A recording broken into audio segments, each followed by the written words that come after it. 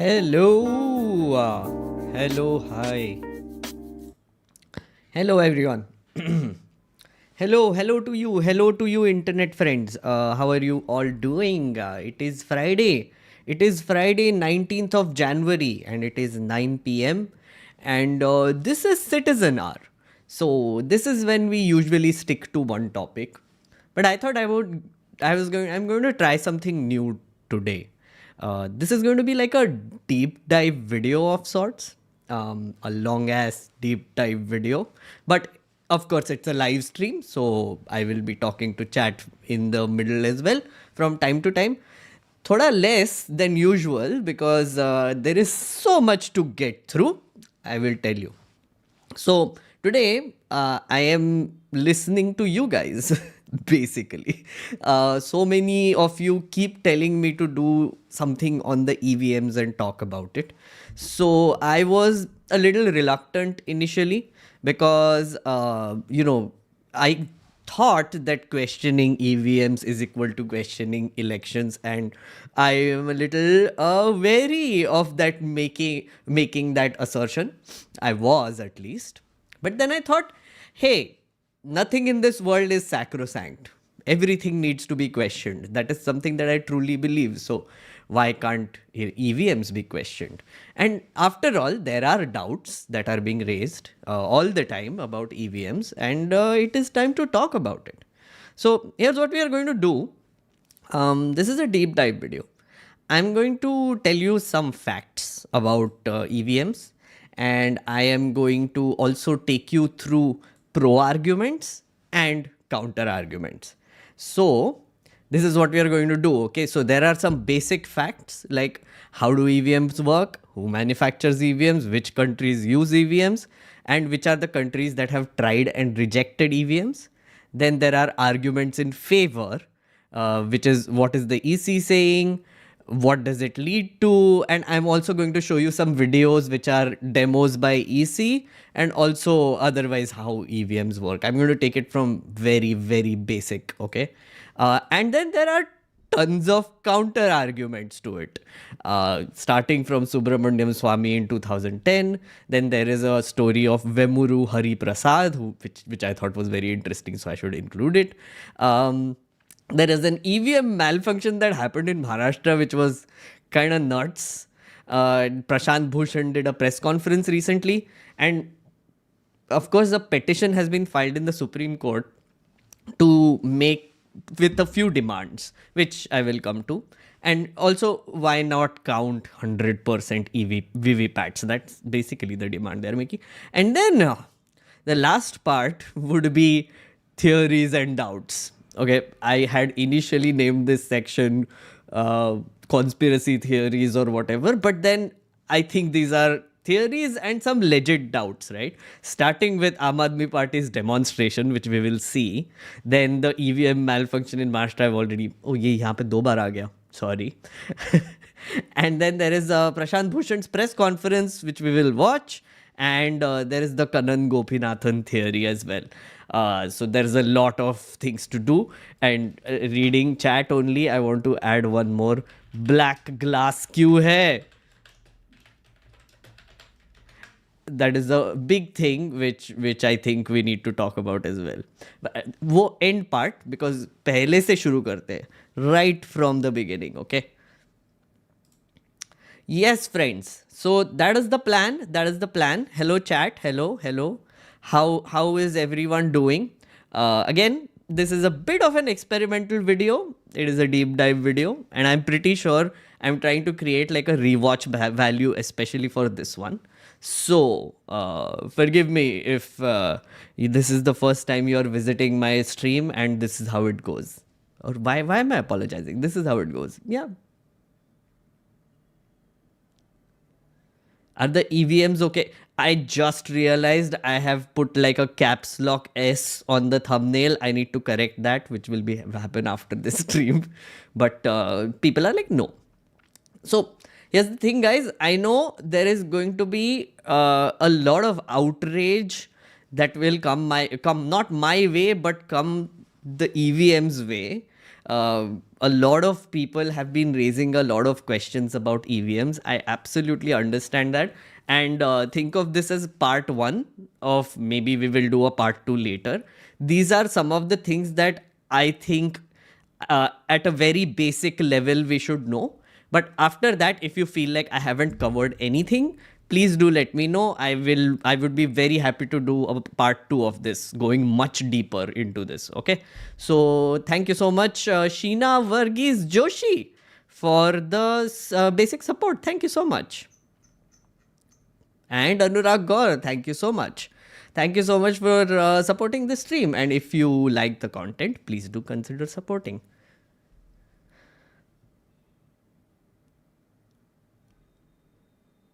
Are we going to get answers to the rigs game rigs? Okay, are we going to get some answers? So I'm going to lay down some facts, right? And I'm going to give my opinion in the end about what I think.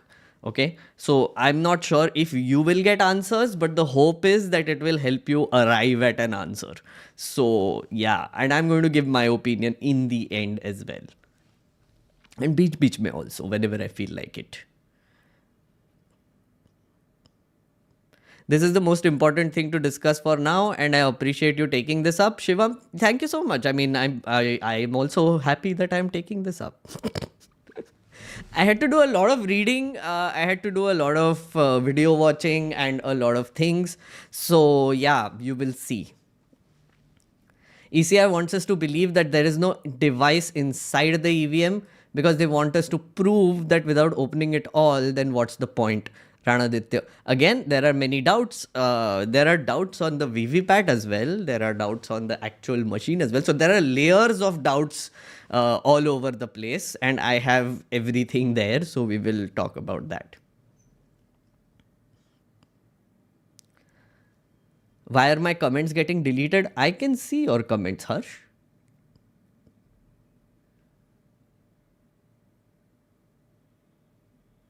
This is the most wo ho gaya.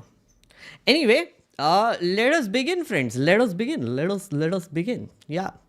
So first up, how do EVMs work? Yeah. Okay. Yeah. So there is a nice video here on ET. So I'm not going to put on the music because copyright strike. But yeah. So at a very basic level, how do they work? There is a button machine on the side, on the left side, and there is a control unit. Okay, so there are two parts to it. Button jo dabate hai, and control unit. So control unit is with the guy who is sitting there on the side, and this button thingy is inside the booth that you go inside. Okay, once that guy activates the button thingy from the control unit. This is how I'm going to talk while explaining it. Once they activate it, then you get 7 seconds to press a button. So then you press it and the vote is registered. There's a beep. And then in the middle or side there will be a VVPAT machine. Okay, so what a VVPAT machine does is that your vote, whatever you have pressed on it, a slip comes out, a printed slip with the symbol, the name and everything, just for you to see whether the vote is correct or not. And then it goes inside, it drops. Okay. Again, the black glass thing I'll come to, but that is basically how the mechanism is supposed to work. Okay.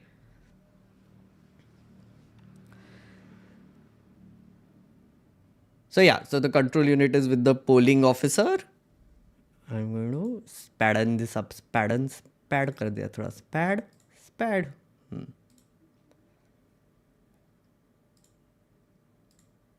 More spad. Yeah, so as I said, they do this. Yeah, this is what the VVPAT machine looks like. Okay, and this is a video for first time voters. Okay, guys, so like people might not have seen this, or so I'm going to take it very, very basic level, say. Okay, so this is the VVPAT machine. That is the button machine on the side, and the control unit is with the operator there. We will see more demos of this later, of it being operated. EC also did one. I'll show it to you later. So the VVPAT, the idea of the VVPAT is that it provides a paper audit trail. Okay. So not only are you pressing the button and getting the beep, but a slip is getting printed out and you're able to see what it is. And then it goes inside the ballot, niche. So that is the whole point of it, that there is a trail, a paper trail of your vote.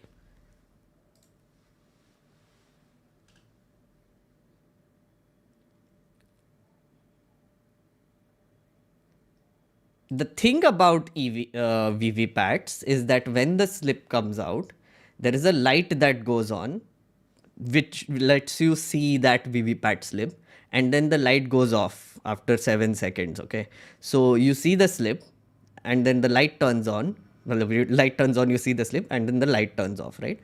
And then the slip goes inside, apparently. That is, we'll come to that. We'll come to the theories later, okay? But this is what happens.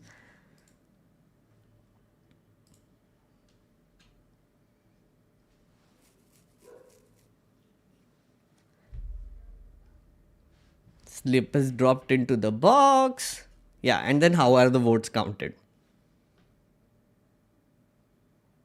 So, this is important. So, of all the VVPATs that are like collected, 5 assembly constituencies may say random polling stations are collected, are selected, and then their votes are matched with the number in the voting machine, EVM. Okay, so that is how it basically works, where 5 random polling stations are selected, and then I mean, it's a sample size. Okay, so not 100% of them are counted, just a sample of it is counted and then declared basically ki, हाँ ठीक है, this was working fine, the number matches, etc, etc.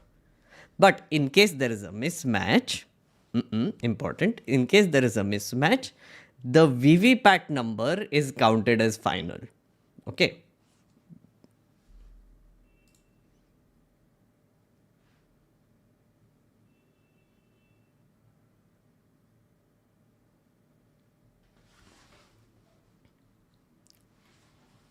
See, if there is a discrepancy between VVPAT count and the EVM results, the printed paper slip is considered final.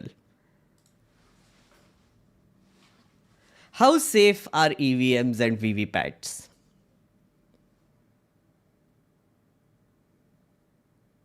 So the EC claims, okay, need to say the EC claims that they have, there is a giant administrative protocol where the boxes are sealed, there are different layers to it.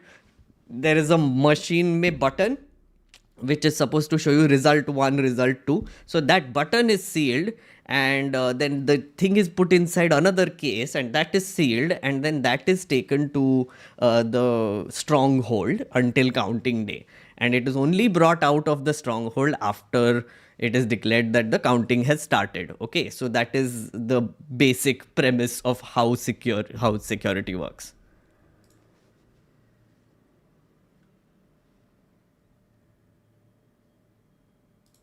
Yeah, and before actual polling, so before actual voters come in and they do the thing, there is a mock poll that happens. Every machine pay, there will be a mock poll that happens. Every booth pay, every polling station may actually, there is a mock poll that happens. Meaning, like 50 votes will be cast randomly, and then that will be tallied with whether it is working or not.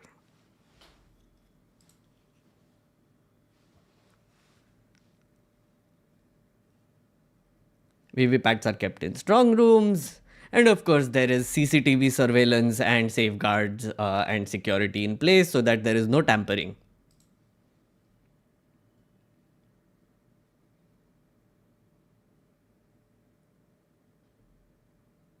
Yeah.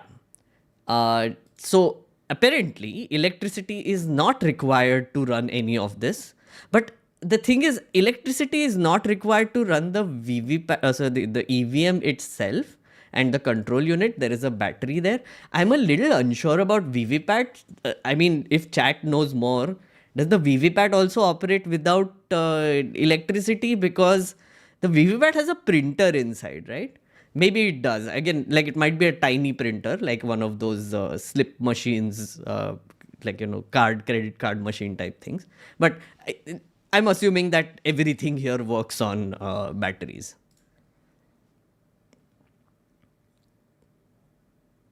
EVMs do not require electricity. Yeah. So that is how the EVMs work, right? And VVPATs were introduced in 2014. So earlier there were no VVPATs, and then in 2014 they just introduced this machine in the middle which is printing out a vote and then showing it to you for that 7 seconds when the light turns on, and then it's going into a box, and then 5 random polling booths are chosen, and they are the ones that are used to verify accuracy of whether the polling was working fine or not.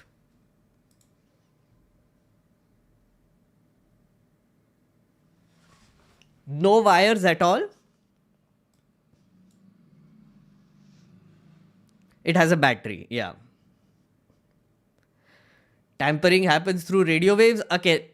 Again, we'll come to that. Like, I will talk about tampering possibilities later. Let me get through the premise first of what is EVMs, how does it work, what is it, all the things. Sampling of 10,000 slips of 1 lakh votes is just a sham. Over HM, Amit Shah is search over 19 lakh missing EVM. Okay. Yeah, so lots of theories already coming in. I know this. I know this. I was expecting this.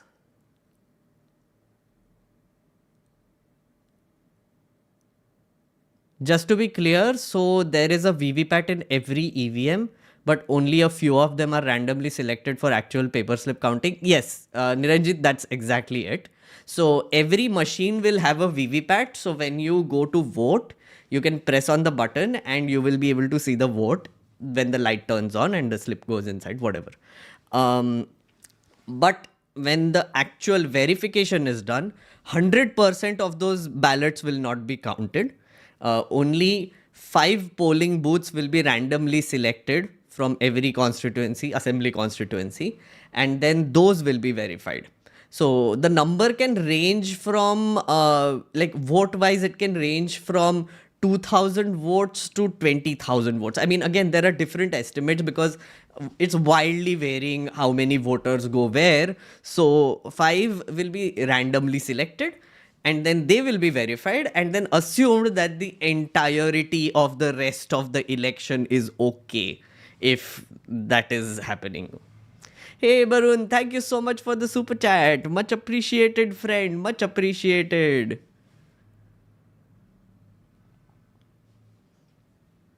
It's too hard logistically to rig Indian elections, Arfat. So I do think so as well right now, but then there were doubts that were cast, which actually makes me think, there needs to be like something that needs to happen here. Again, I'll get there. It's a long way there. Allegedly, the slip falls, yes. I'm already foreshadowing, no? I'm already foreshadowing, guys. VVPAT has a thermal printer which works on heating and special paper, and it can run on batteries. Thank you, Jasir. That's interesting. So it's like that credit card machine, right? Where the slip prints out. That's also run on batteries. So all of it runs on batteries. Correct.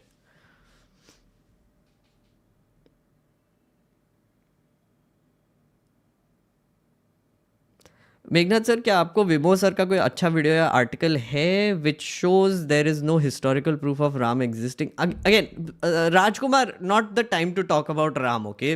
Talking about other things. Yeah, okay. So, moving on. Who manufactures EVMs? All right. So, 2 companies manufacture EVM. One is Bharat Electronic Limited. Yeah. And the other is Electronics Corporation of India. Both of these are PSUs, and they are under the Defense Ministry and Atomic Energy, Department of Atomic Energy, respectively. If you want to see, I will show you website also, because why not? Yeah, so this is Bharat Electronics Limited. Yeah, they do stuff like, it's a PSU under Ministry of Defense. It helps in homeland security solutions, smart cities, e-governance solutions, space electronics, including satellite integration, energy storage products, e-vehicle charging stations, solar networks, cyber security, railways, and metro solutions, airport solutions, EVMs, electronic voting machines. Telecom products, passive night vision devices also they make. Okay. Medical electronics, all the things. They do all the things. It is a big company, friends. It is a big company. They do all the things. Thank you so much, Atharva, for the super chat.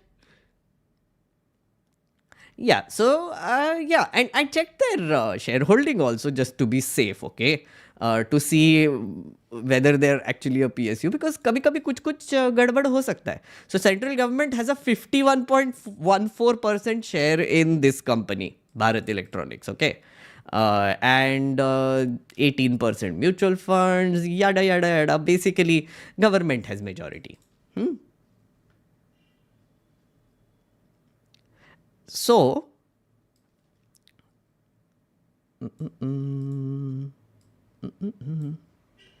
did I save this somewhere? Okay, so there is this one little thing that I have to point out.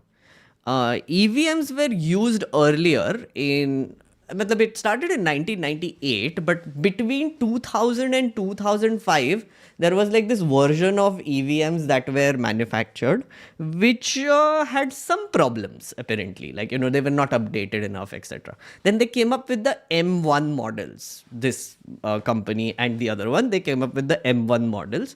The M1 models were procured and have been used fully in 2019 elections, right? And the procurement, the election commission had procured 13.95 lakh ballot units and 10.55 lakh control units. So the whole kit, right, between 2016 and 2019 to replace the old model which was manufactured in 2005. Right. So during this time, 2016 and 2019, that is when the EVMs were essentially updated, quote unquote.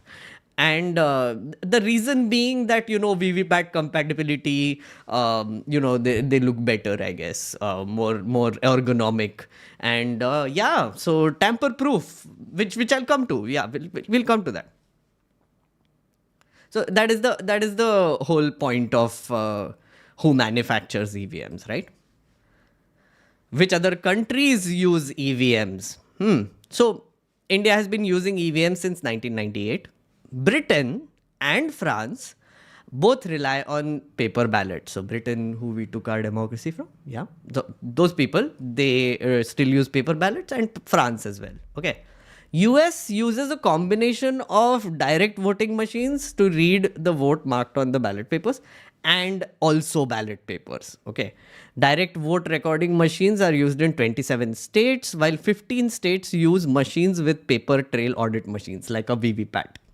But one story I was reading on this says that US also, in some states, they also have like a central hub where the number actually goes and it is connected to the internet as well, which sounds damn bizarre.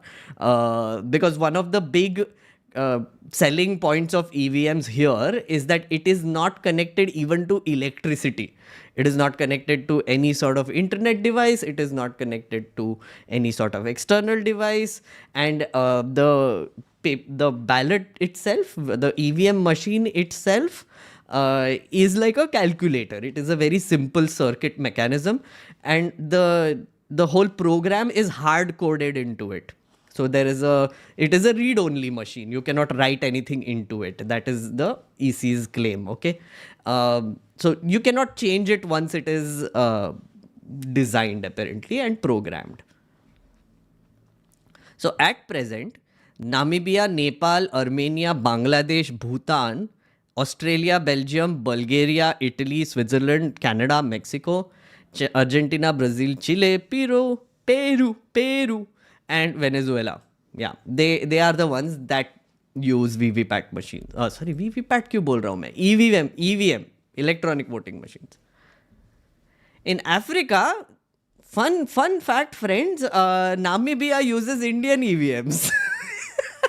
Namibia. So, हमारे जो लोग are making EVMs, they started exporting it also because why not? They were used in the 2014 presidential elections. Opposition parties had moved court challenging the use of India-made machines, alleged that it could facilitate rigging. So, Namibia में when they used our machines. The opposition said कि अरे Indians have manufactured this, it can be rigged, and the Namibian High Court said अरे क्या हो गया इसको, sorry, and the Namibian High Court had dismissed the case. Estonia is a fascinating case. Okay, Estonia is this tiny little country which uses a very different form of electronic voting. So they have internet voting. They don't even have a machine. They have internet. Literally, you can log into a website and vote for their elections. Okay, they started doing this in 2005. Then they had a cyber attack in 2007, but they still didn't go back. They continued till date to have internet-based voting. Okay. And I thought this was very interesting. So there is this Microsoft blog, okay, which is what Europe can learn from Estonia.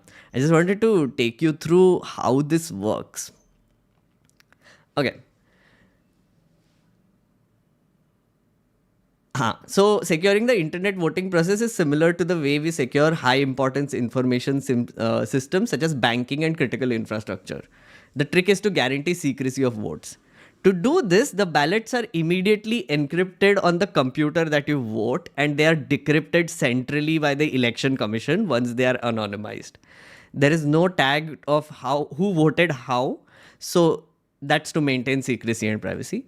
Our system is like using a double envelope system for ballot, where we can only count or decrypt anonymous votes.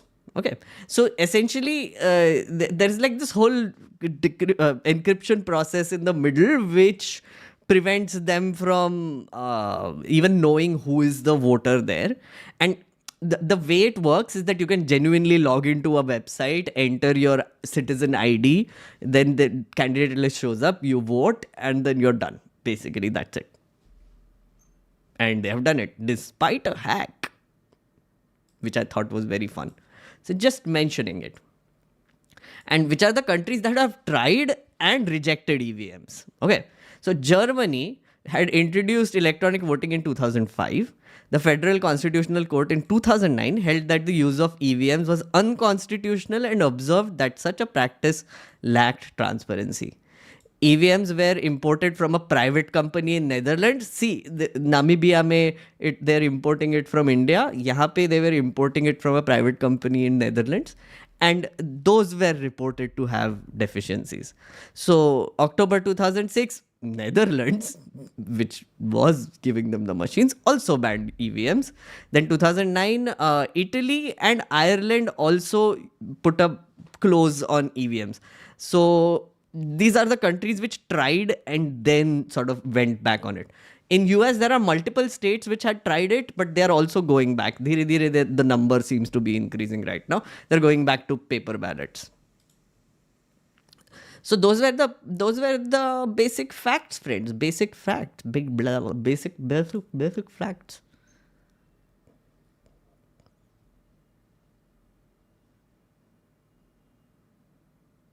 In recent election in Bangladesh, voting was done through paper ballot, as noticed in X. Yeah, Bangladesh also apparently has. I was just wondering about that. Use EVM. इसमें Bangladesh है ना? So can you guys verify this once? Because I was also wondering if they have actually gone back to paper ballots or not.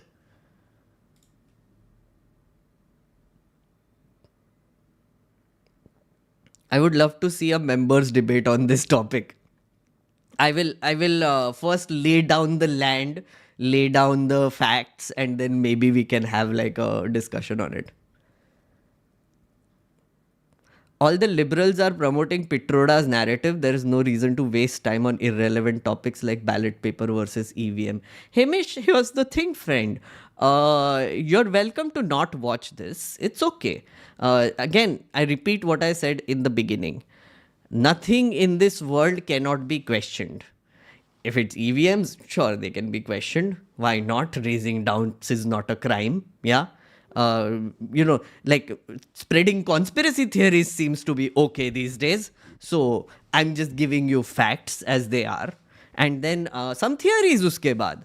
So you're welcome not to watch, friend. It's okay. Hamish, I'm not like holding you down and asking you to just stay. No, you have to watch this. You have to watch this.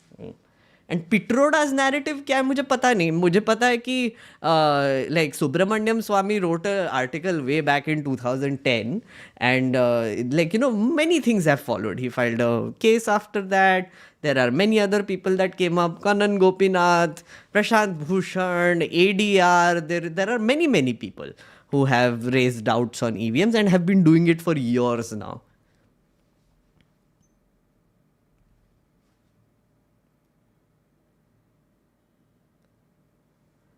It is not tampered with in Australia, surely in India, WhatsApp University. Shrijan, again, nobody here is saying that our elections are unfair. Okay? Nobody's saying that. I'm not saying that either. Right? But if this is a machine and it has a process, there are some loopholes which can be identified and presented. And it is the election commission's job to basically tell people that, no, listen, it is okay. This is not how it works. This is basically tamper proof. And I will tell you the election commission's arguments also. Of course, that is where I'm going to start now.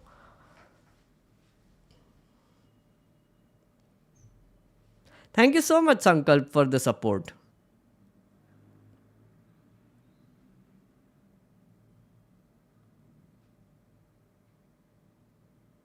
Hello, what do you think about SC advocates Bhanu Pratap and Mehmood Pracha fighting to ban EVMs? So that is the court case I've been talking about. There is a petition with the Supreme Court which is raising doubts on the whole EVM thing and also the VVPAT thing. So again, those are doubts, right? Which we will talk about. Why not? I don't know. I have no personal opinion about Bhanu Pratap and Mehmood Pracha per se.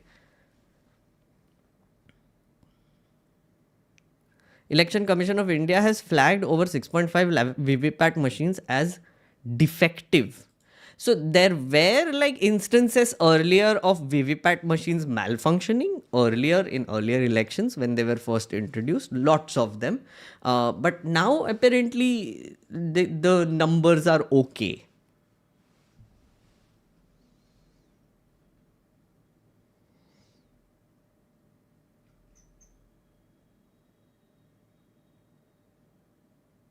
ECI should do a demo before voting starts to build trust for all parties. Sachin, so from what I know, they are actually going out now and showing the EVM machines and doing demos in public. There are many videos that people have also published about that. So the EC is actually worried now, it seems like, or they are actually trying to build confidence in EVMs again.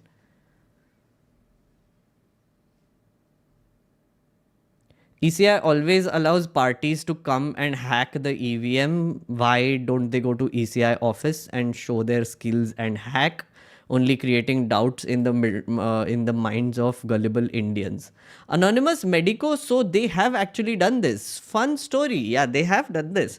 Subramaniam Swamy has done this way back. I'll show you. That also I have. There is a fun story there. I will tell you. Also, Saurabh Bharadwaj did a whole thing in Delhi Assembly also. आएंगे उस पे. Okay. So, basic facts done. Basic facts. Okay.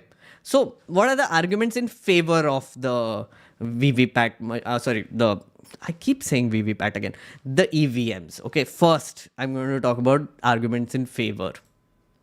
So here's what the EC says, right?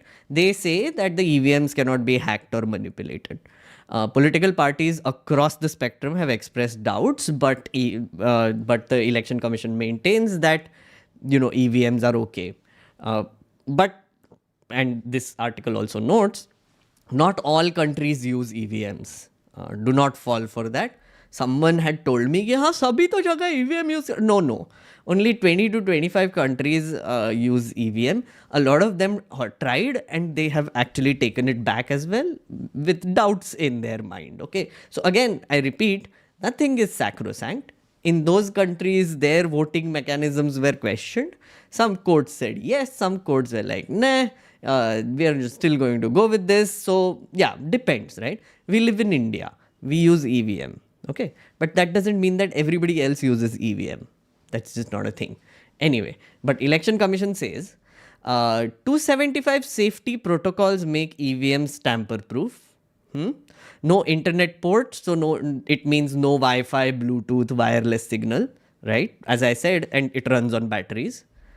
Produced and processed under sanitized conditions in those two PSUs. EVM chip writable only once. Once written into the and encrypted, chip cannot be read and overwritten. As I said, it is a read-only memory chip. It cannot be tampered with. Rigorous physical safeguards in place during transport and storage. No candidate knows switch allotted to him or her till day of withdrawal of nomination. So, when the buttons are shown, a candidate does not know what number they will be on the machine, right? So it is more or less randomized. So then that also is like a safety feature there.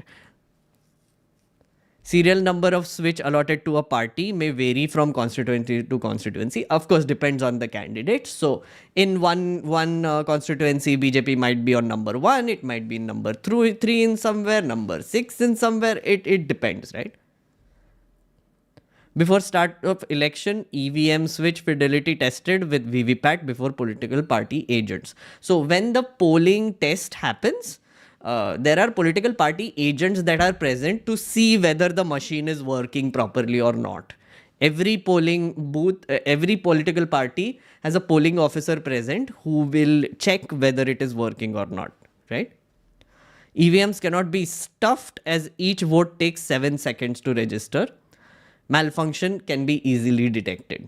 And it has been. I will show you examples. So it has been detected earlier as well. So this is what the the EC says, right?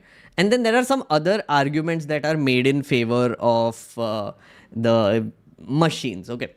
So first things first, right? Paper ballots. So what used to happen when there were paper ballots earlier is that there were instances of raids happening on polling booths. People just willy-nilly taking those voting papers, like stamping the names and then stuffing the boxes with those votes. So that was called booth capturing. And those used to happen in a bunch of places, okay? Which means that if you are a politician with a lot of muscle power, you can just go rampant and go nuts, right? And then the police can also be involved. A lot of shady things can be done. So ballot box capturing and booth capturing was a thing, right? And EVMs were brought in to prevent that.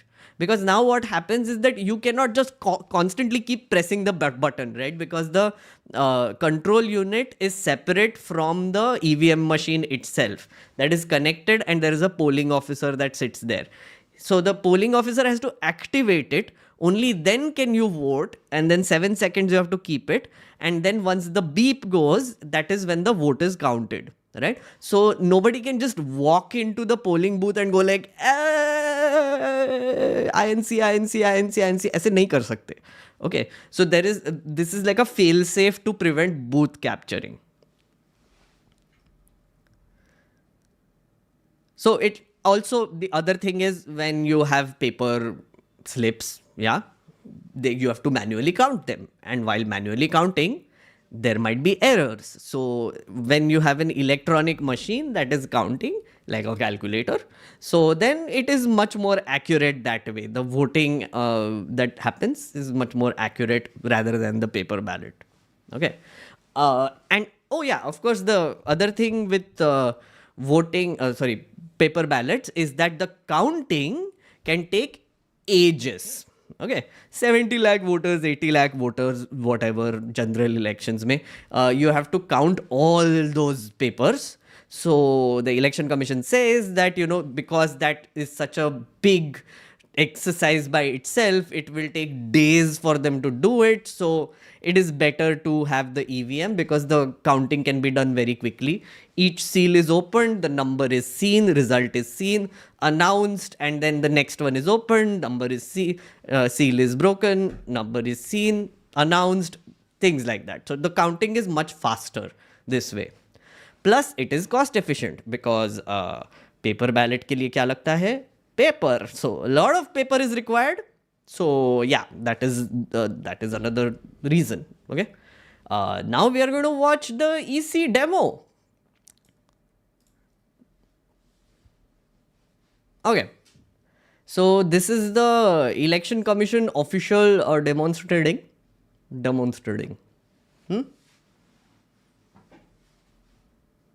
ये दिखाइए इधर, ये view है, इसमें voter आके voting करते हैं। एक अभी नया लगाया गया है, वीवीपैट कहते हैं इसको। वीवीपैट मतलब voter verifiable paper audit trail. इसमें जो वोट जिस कैंडिडेट को दिया जाता है, वोटर उसको देख सकते हैं। ये वोटर की केबिन के अंदर रहता है, no other person can see, खाली वोटर ही देख सकता है कि इसकी वोट कौन सी कैंडिडेट को जो दिया है वो सही में उसको गया है या नहीं। He can check it through this VVPAT, right. So आप देखिए, ये हम अभी इसमें एक वोट डाल रहे हैं। पहले यहाँ पे जो पीठासीन होते हैं वो बैलेट इसको दबा के इसको अलाउ करते हैं, वोट अलाउ, ठीक है, कास्ट इज वोट, तो वो वहां जाता है। आप वहां दिखाइए, वहां पे किसी एक कैंडिडेट को वोट कीजिए। उन्होंने जी को किया, देखिए एलईडी जी में जल रहा है एंड यहाँ वीवीपैट में slip see that light turned on, जी आ गया वहां पे, and then the light turns off, right. एक हैकिंग का मुद्दा जो है वो है साथ में कि इस मशीन को हैक भी किया जा सकता है। कुछ पार्टी इसका दावा कर रही है। उसके बारे में हम कुछ नहीं कह सकते, वो पार्टी वाले ही कह रहे हैं। हमारे हिसाब से ये गलत इल्जाम, वो नहीं हो सकता है ऐसा कुछ। सर इसमें ये प्रिंटर है, स्टैंड अलोन प्रिंटर है, बैटरी ऑपरेटेड है, ये बैटरी से चलता है, इसकी किसी भी और डिवाइस से कनेक्टिविटी नहीं होती है।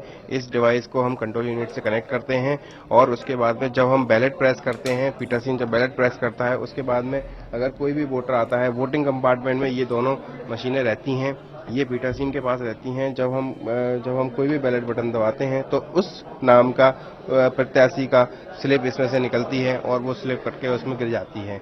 ये इससे वोटर को यकीन हो जाता है कि हमने जिसको वोट दिया है उसी को हमारा वोट गया है। See? Okay, that was the EC's demonstration, right?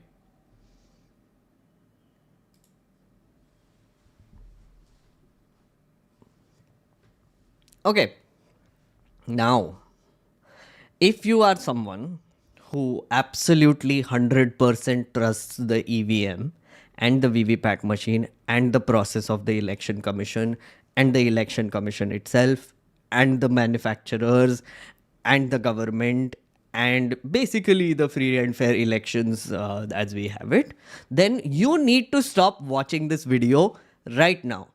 Right now. This is where you stop watching the video and go away. Okay? Your faith is retained. I have told you everything that the EVM is supposed to do, election commission ka side, which countries use it, which countries don't, yada yada yada, all the things I have told you, right? If I have missed something out, even if you exit right now, if I have missed something out in favor of EVMs, please leave a comment below. In the next video, I will add that also. Okay, I will do another video based on the reactions that come for this video. Okay, saying it again. Hindi में भी बोल दूँ ना, हिंदी में बोल सकते हैं। If you अगर आपको इस पूरी प्रोसेस पे विश्वास है, अगर आपको आपकी सरकार पे विश्वास है, इलेक्शन कमीशन पे विश्वास है, ऑल द जो मैन्युफैक्चर करते हैं उन पे विश्वास है, सब पे विश्वास है, तो आप अभी ये वीडियो बंद कर सकते हैं बिकॉज आपका ख़त्म हो गया है। ओके, मतलब like that whole section was positive, all facts about how EVMs are tamper proof, all the things. All right, now go away. because now is when we start. Oh my god, the counter arguments. Oh my god, okay. But उससे पहले chat पढ़ लेते हैं.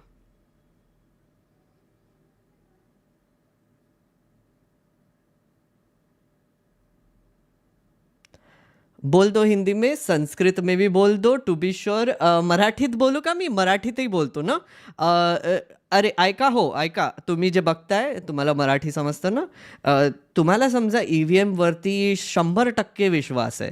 तुम्हाला जे जर का EVM वरती एकदम 100% विश्वास आहे, इलेक्शन कमिशनवरती विश्वास आहे, तुम्हाला सरकारवरती विश्वास आहे, आपल्या इलेक्शन प्रोसेसमध्ये विश्वास आहे, सगळीकडे विश्वास आहे, तर तुम्ही हा व्हिडिओ आता बंद करू शकता.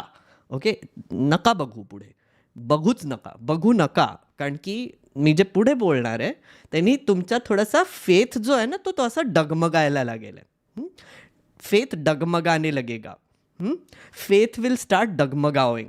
सो stop here, right. And if you think that I have miss something, समजा तुम्हाला वाटतं की मी काही मिस केलं असेल, अजून पॉझिटिव्ह पॉईंट्स टाकायला पाहिजे होते, तर प्लीज एक कमेंट सोडून द्या. हां, खाली बस बस एवढंच मागतो मी. आता बंद करा. Bye.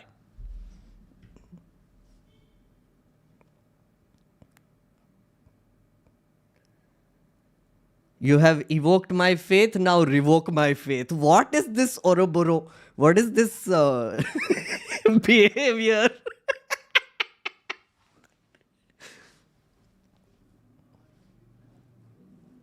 Are we going to watch the lawyer's demo of live hacking? Oh yes, we are going to. Not the lawyer's demo. I'm going to show you some other demos.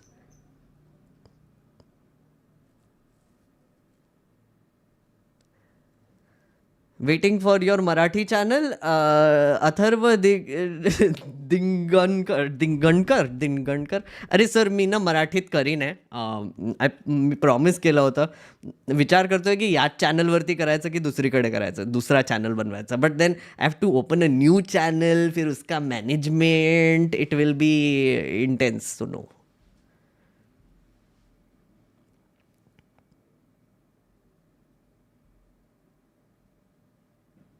Faith will daggu maggu, yes. Why did they start using EVMs? I have explained many reasons. Cost effectiveness, too much population, long process, manual errors, booth capturing, all the things, okay? EVMs were brought in to prevent all that. Okay, let's begin. Let's begin with the counter arguments, friends. Whew. Okay, so first counter argument comes from our beloved friend of this channel. I mean, I've just declared him as a friend for no reason, because I find him extremely entertaining. Subramaniam Swamy. Okay, so Subramaniam Swamy in September 2010, remember when UPA was in power? That is when he first raised doubts on EVMs. Okay. So he raised, so that was when VVPATs were not there, okay? He suggested that there should be a paper trail of the votes that are being cast, and then the Election Commission actually implemented it in 2014, and then later in 2019, 100% of the things will have a paper trail, okay? Verification of that is a separate thing, but at least it has a paper trail with the VVPAT machine, and it comes out, you can see the slip, it goes down, yeah, okay, paper trail. Yeah, 100%. Okay. Now, the what I wanted to show you in this story was this part. This is a story. So I'm going to read it dramatically. No, dramatically? Yeah, chat. Dramatic story. On September 3rd, 2009, I went to Nirvachan Bhavan along with Vemuru Hari Prasad. This name will come up later. A software specialist from Hyderabad, to demonstrate that EVMs can indeed be tampered with. Dr. Prasad has since been arrested. Bracket mein dal diya. I'll tell you later. The proceedings at Nirvachan Bhavan were videotaped by the ECI in the presence of officials of the Electronics Corporation of India and Bharat Electronics Limited, which manufacture EVMs. But the ECI has refused to provide me a copy of the recording made.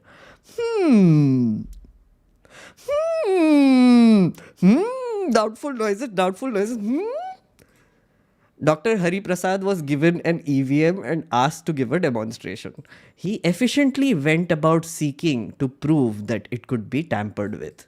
When he was in the final stage of his work, suddenly the ECIL and BEL representatives began to protest and claimed that he was violating the company's intellectual property rights. Question mark, question mark, question mark. I have obtained documents from the World Intellectual Property Organization with its headquarters in Paris to show that ECIL and BL had applied for a patent of EVM in 2002, but in 2006 they withdrew their application when it became clear that the application should be rejected. The two outfits do not hold any international patent. Okay. This man, all said and done, does his homework, okay, and he goes to extreme lengths to basically prove his point. Also, one of the reasons why I consider Subramaniam Swamy as a supreme nerd. He's supreme nerd. The ECI aborted the meeting despite our protests, all recorded on tape. Now, much like Richard Nixon, it does not want to part with those tapes. No further meetings have been scheduled. Only Dr. Hari Prasad was called to the commission to wear him down. His recent arrest in Mumbai was a desperate act motivated by the ECI to terrorize him on the charge of theft of an EVM. We'll come to that. That is a funnier story. It was much like the Manipur government issuing arrest warrant in 1978 against Indira Gandhi for stealing chickens from the state. Okay, I had no idea this had happened, but okay.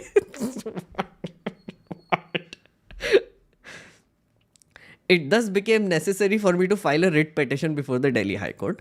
When such an obvious safeguard as the paper trail is easily and relatively cheaply available, the EC refuses to even consider it. Hence, it is unreasonable and smacks of malafide. The next hearing of my writ petition is scheduled for November 24th. The ECI will then have to explain the patent fiasco and why it lied about it in public. Okay, so Subramaniam Swamy's whole argument basically rests upon the fact कि वहाँ पे paper trail नहीं है. Then the ECI was like, अच्छा fine, we will put in a paper trail. We'll add VVPATs. See, now you can see your vote with the symbol. A slip is coming out. You can see it. Light turns on. You can see the slip, and then it goes inside. Okay, you saw it. You saw, right? वहाँ पे we showed the demo. That is the whole thing. Okay. Now. Let me bring you to our other friend. What is this? अरे ये खुल क्यों नहीं रहा है रे? What? Is this link broken? No. Apologies, friend. Apologies. Link seems to be broken. I will have to find it again.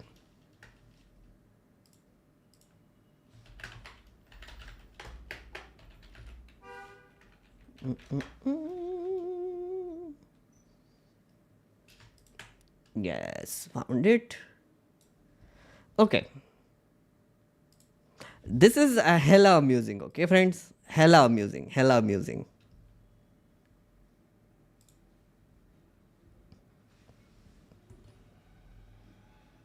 Okay, so this is from the News Minute. EVM expert or thief meet Hari Prasad, man at the heart of APCM's battle with EC. Okay, बहुत drama हुआ था. Like he was close to the Andhra Pradesh Chief Minister Chandrababu Naidu, etc.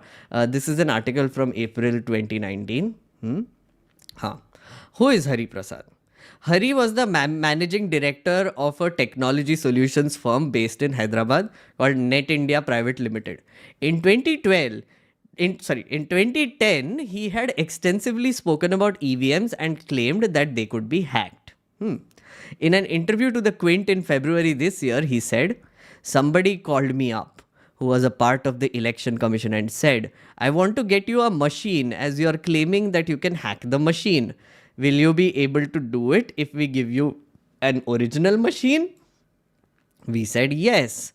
We were so excited. In that, we demonstrated loopholes.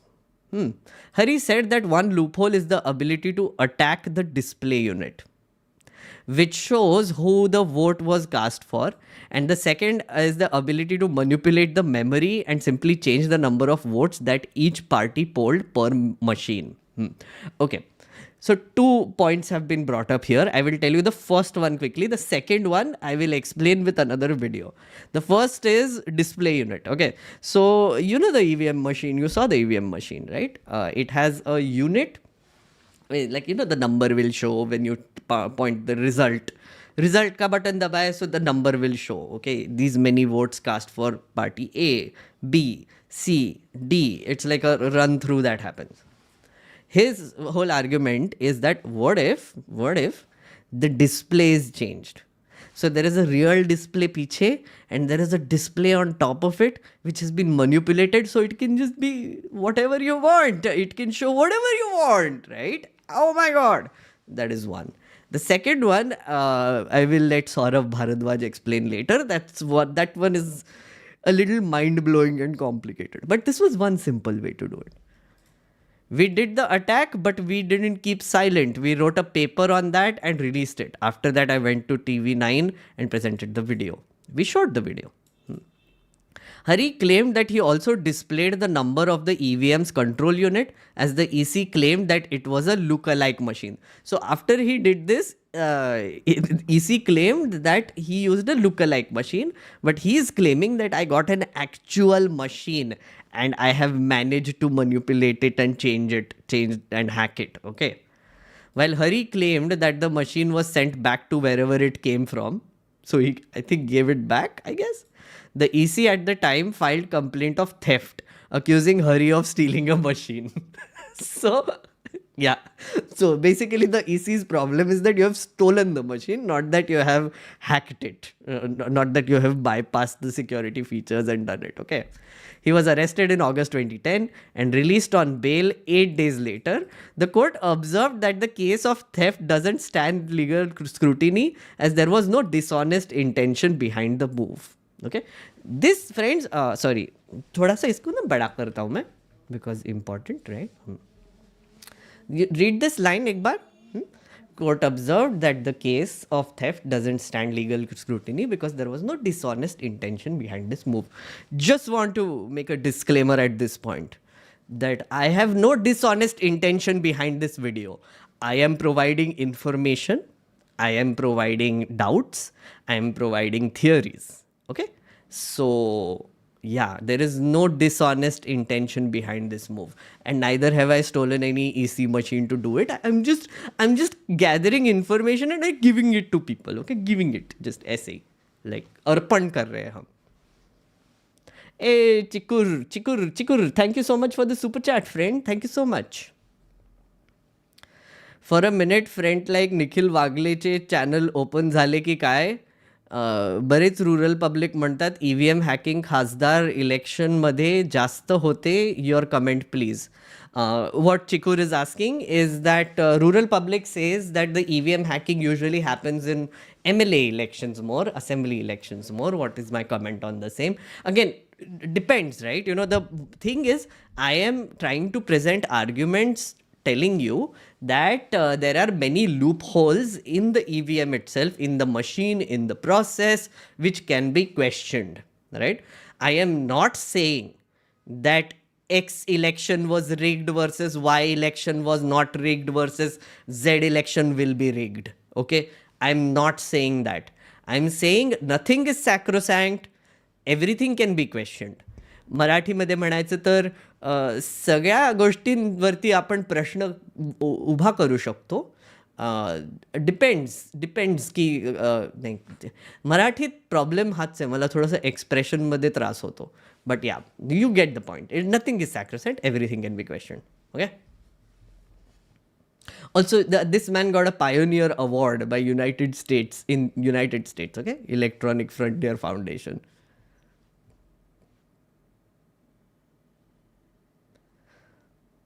They don't need to hack EVMs, they will just hack voter list. Khalesh, how about they just hack the brain? Novel concept. You hack someone's brain through propaganda, WhatsApp forwards and Godi media. You can do that. So then why hack EVMs when you are hacking the brain?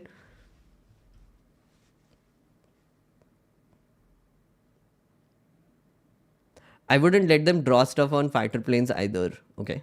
Sheldon Cooper would never suggest to print the photo of goddess Lakshmi on currency note to improve the... What? A Homo sapiens? Sheldon Cooper? What? Imaginary reality is asking what is your age? Guess imaginary reality. Guess.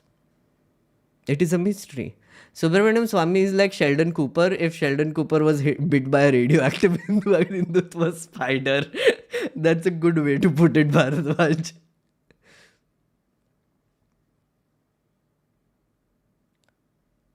Insane article. Yeah, agreed. To anyone complaining about the paper, is your vote worth less than a piece of paper? Doesn't VVPAT itself use as much paper as votes it casts? Yeah, see, again, melon sucks. Melon sucks. Here's my thing, right? I was, so when I was looking at the cost benefit argument, earlier I said, no, कि paper बहुत लगता है, all the things. Before I took the break and shooed people off who don't want their faith busted. Now there is more cost, no? Technically. Because paper is still there, now the VVPAT. And now there is a machine also you have to manufacture. So the cost has kind of gone up because 100% VVPAT. So... I don't know.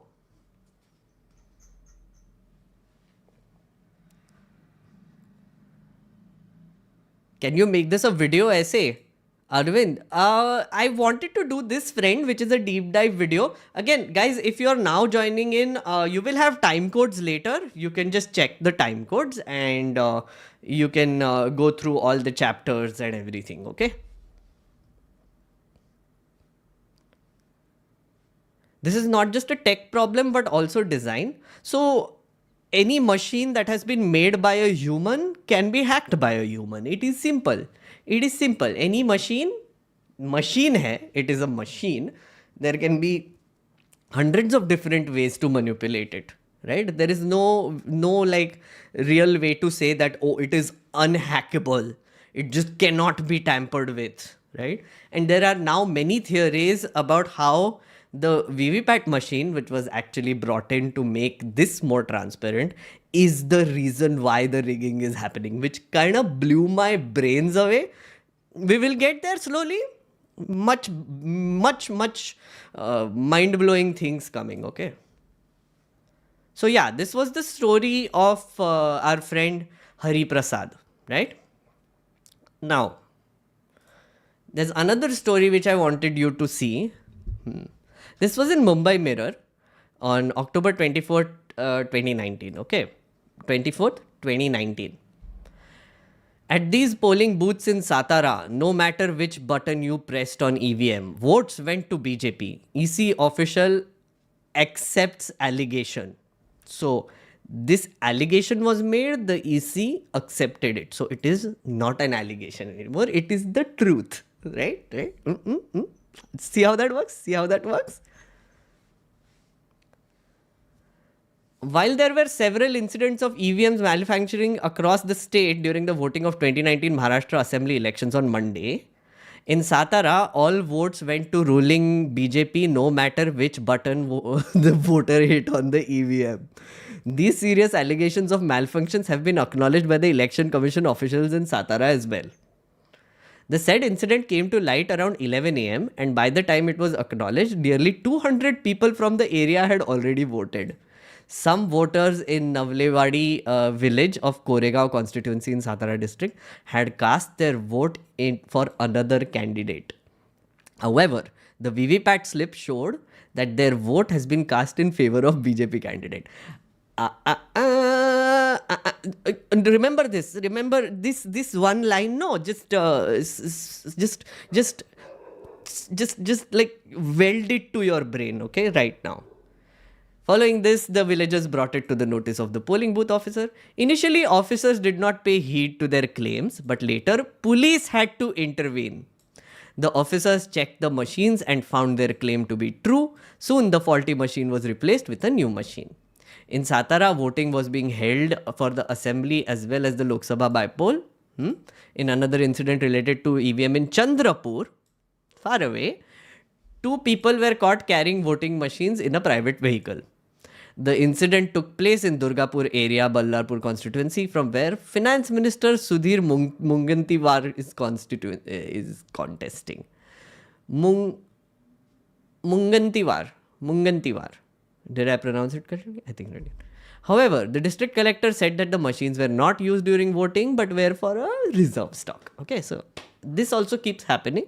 You will see many reports like this where you know this seems to happen a lot during elections, where EVM machines are just spotted in behind cars somewhere else, and then the the election commissioner comes in and says, no, test, not real, was not used in polling booths, etc. Okay, I don't envy the election commission because so the only way election commission can function is if people trust the process completely 100%, right? Only then is the election commission actually effective. And when doubts are raised, they have no option but to do everything they can to repose faith in the elections. So I don't envy their job.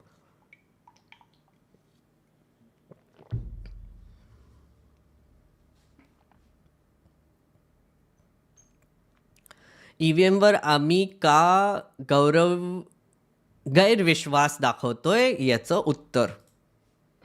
आणि गाडी सैराट पळवत आहे inspector ढाले आणि आम्ही त्यांना पकडलाय.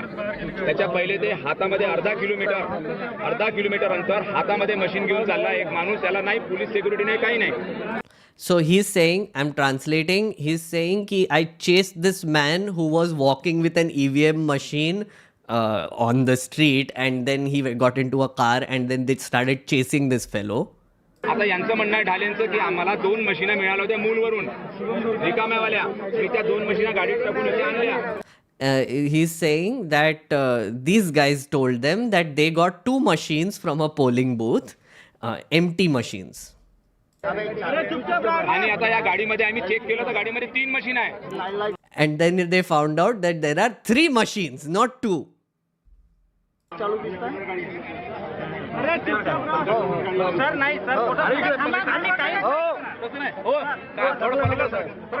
Yeah, that's the video.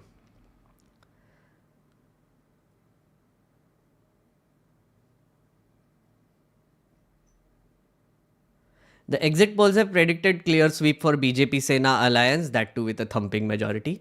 There were 865 instances of replacement of ballot units and control units of electronic voting machines and VVPAT machines due to technical glitches in 46 seats in the Marathwada region. 46 seats. 46. Maharashtra on Monday recorded an estimated 60% voting turnout. Results will be out on Thursday. That's basically the story. Okay.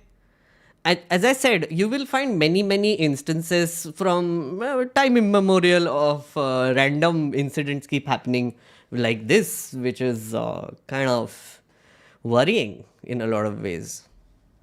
I mean, if you're not worried, it's fine. It's fine if you're not worried. If you're still, if you're still like, I hope you have left if you still believe in the EVMs, okay? I hope you have already left. But in case you come back later and you're like, dekh hi lete hai na, matlab like, I do believe, I do 100% trust, but let's see what this weird fellow is saying. So if you're here, yeah, that's what I want to say. Just a second, friends.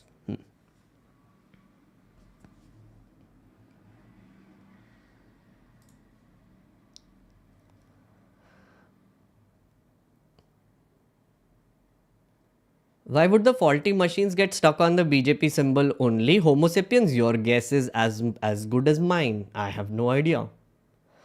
Will we watch the demonstration by lawyers at protesting Jantar Mantar 2 weeks ago? Yes, Amstis. So I need some help with that a little bit. Like someone else also mentioned this in chat.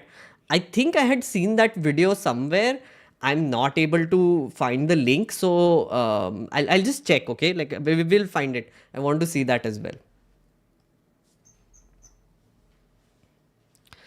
Chikur, hey, thank you so much again for the super chat. I remember जब मैं छोटा था, slogan like ताई माई अक्का कमळा पंजावर मारा शिक्का doesn't well with EVMs as there is no shikka. So to bring back glorious old campaign slogans, EVM must be discontinued. EVMs are the culprits. Okay. It's on Ajit Anjum's channel. Oh, no, I have the press conference. I don't have the demonstration.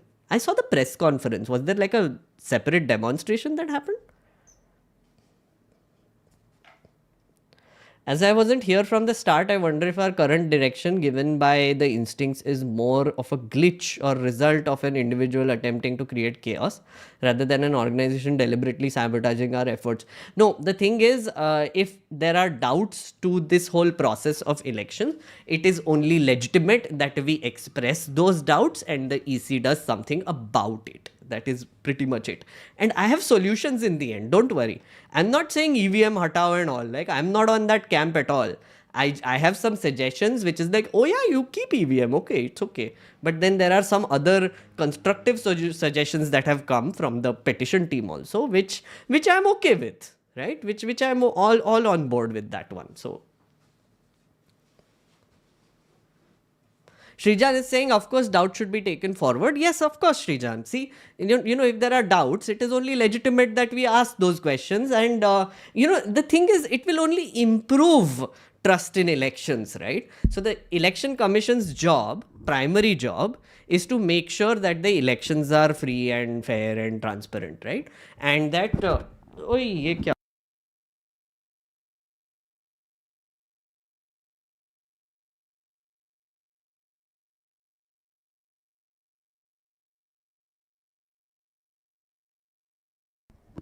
Sorry मेरा mic ये गिर क्यों रहा है ओह I think now it's fine. Yeah, okay. Just needed to tighten. Okay. No, I was saying the job of the election commission is to make sure that people trust the process.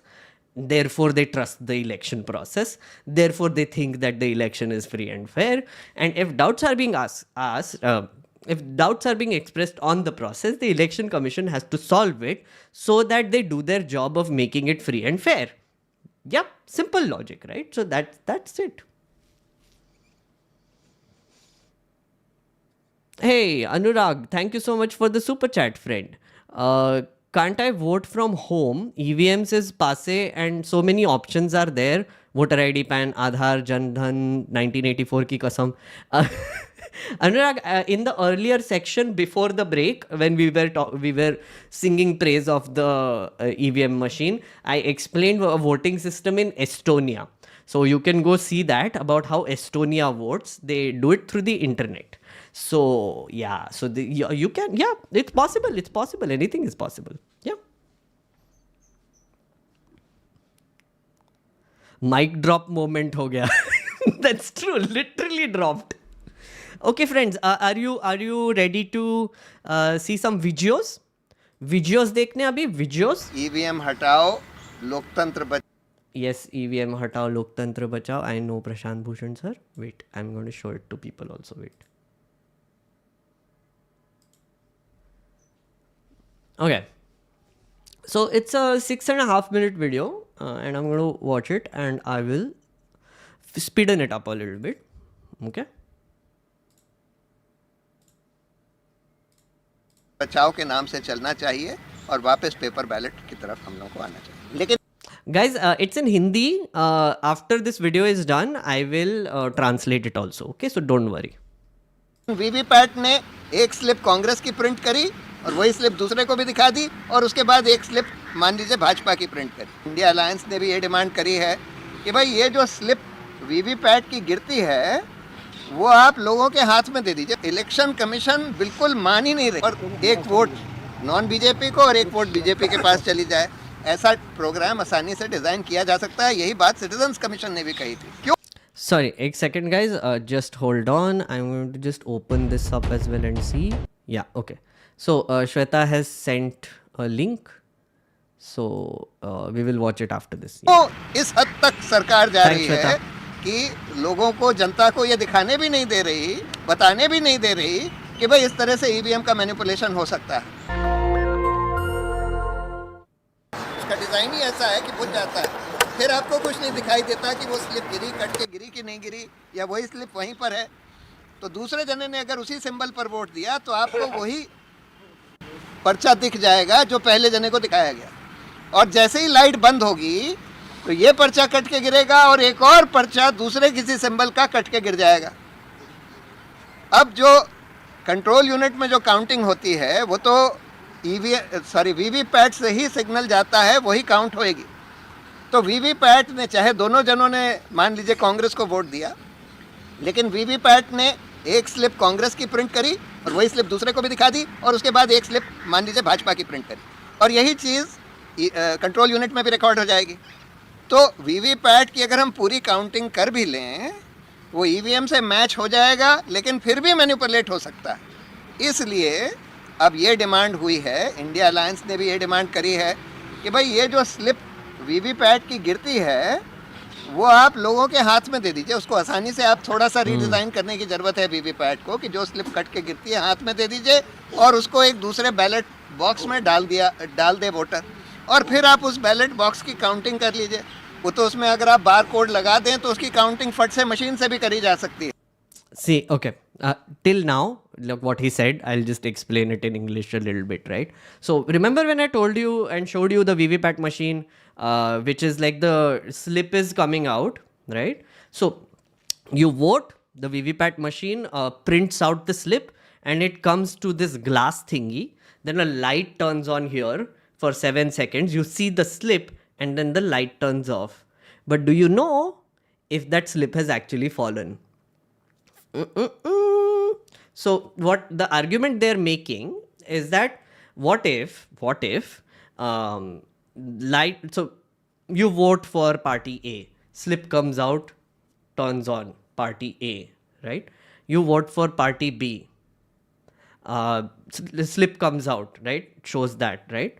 But then what happens if it's the same slip, right? So essentially what he's saying is that if you vote for some other party and that slip just remains there, but it shows you a different slip, it doesn't show you a different slip, it just shows you the same slip, then does it mean that the party has actually got the vote, right? Okay, for example, Congress ko vote diya, let's not do Congress BJP. Let's not do Congress BJP.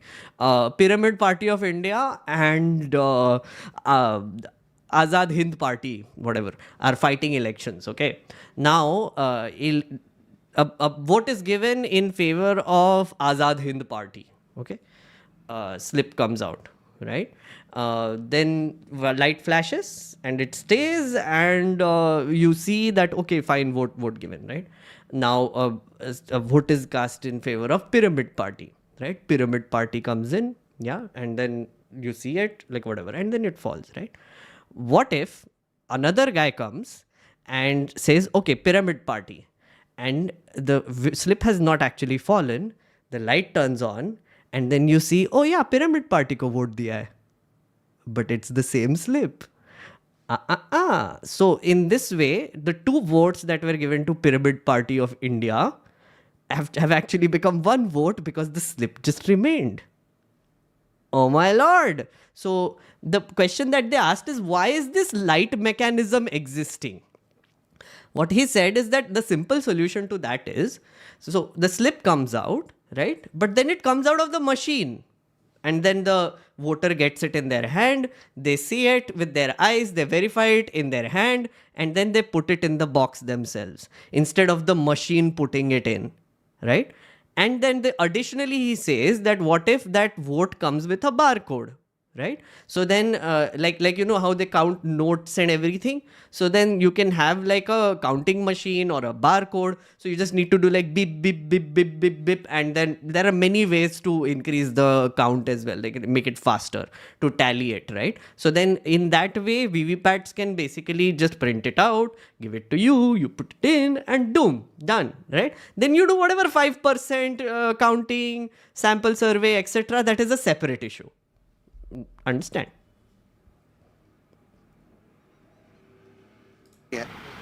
और वैसे भी अगर आप उसको manually भी count करेंगे तो एक दिन में सारी काउंटिंग आसानी से हो सकती है, उसमें कोई डिले होने की भी बात नहीं है, ज़्यादा से ज़्यादा कुछ घंटे का डिले हो।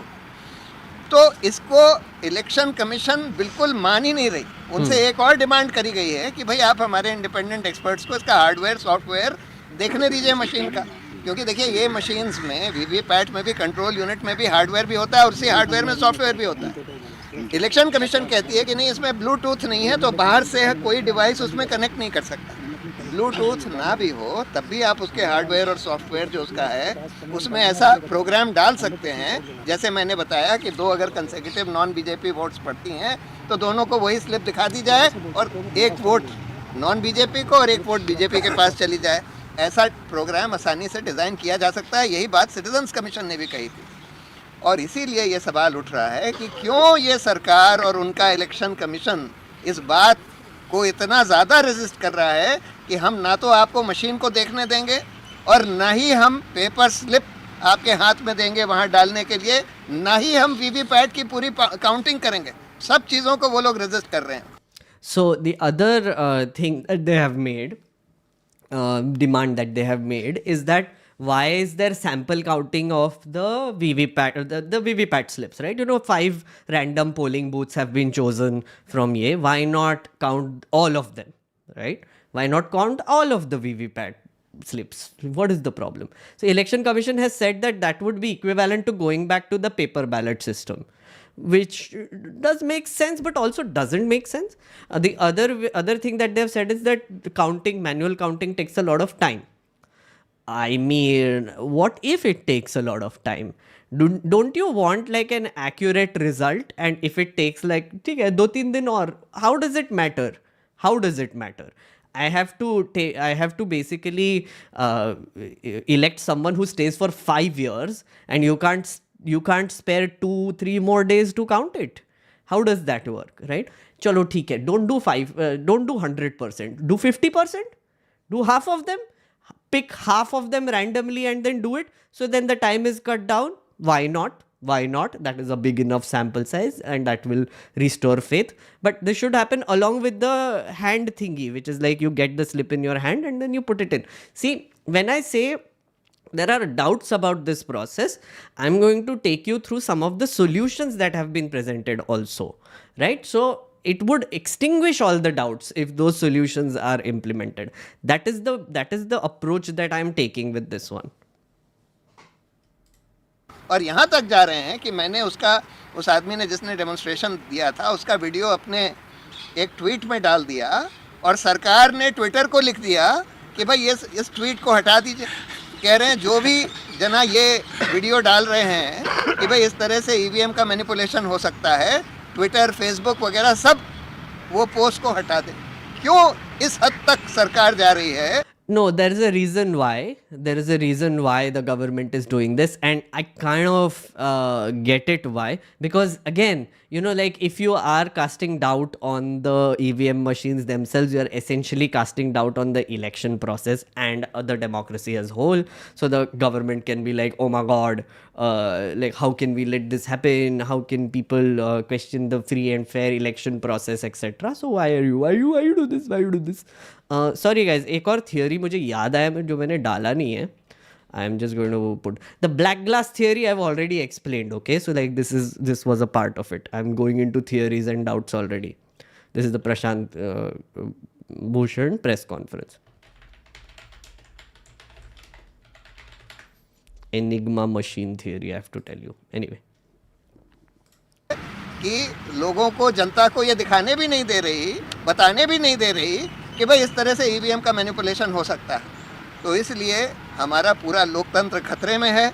मैं ये नहीं कह रहा कि 100% मैं सर्टेनिटी से कह सकता हूँ कि ईवीएम से मैनिपुलेशन हो रहा है, लेकिन इसकी बहुत शंका है और ये शंका उतनी ही बढ़ती जा रही है जितना इलेक्शन कमीशन ये सब दिखाने को या चेंज करने को रेजिस्ट कर रहा है, जितना सरकार लोगों, सारे सोशल मीडिया कंपनीज को कह रही हैं कि भाई लोगों को ये दिखाने भी मत दो। मतलब यही है कि ये मैनिपुलेशन हो रहा है। So, okay. So, I think that was the gist of the Prashant Bhushan video. We'll watch this one next. I haven't seen this one yet. If it has music, I will turn it off. But yeah. What am I using for my notes? I'm using Notion. There is this app called Notion. That is what I'm using for these notes.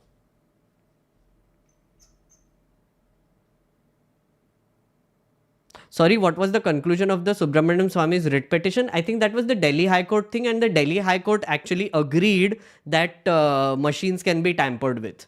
And they asked the Election Commission to do something about it. And that was one of the reasons why VVPATs were introduced in the first place. Like, it was like an escalation from that point until the point where EVMs were introduced by the Election Commission. Then there were many errors that happened after that, like the one we saw also. But before that also, like, VVPAT machines started malfunctioning, they were low quality, yada yada yada. So they tried to do like a lot of reiterations, etc. after that.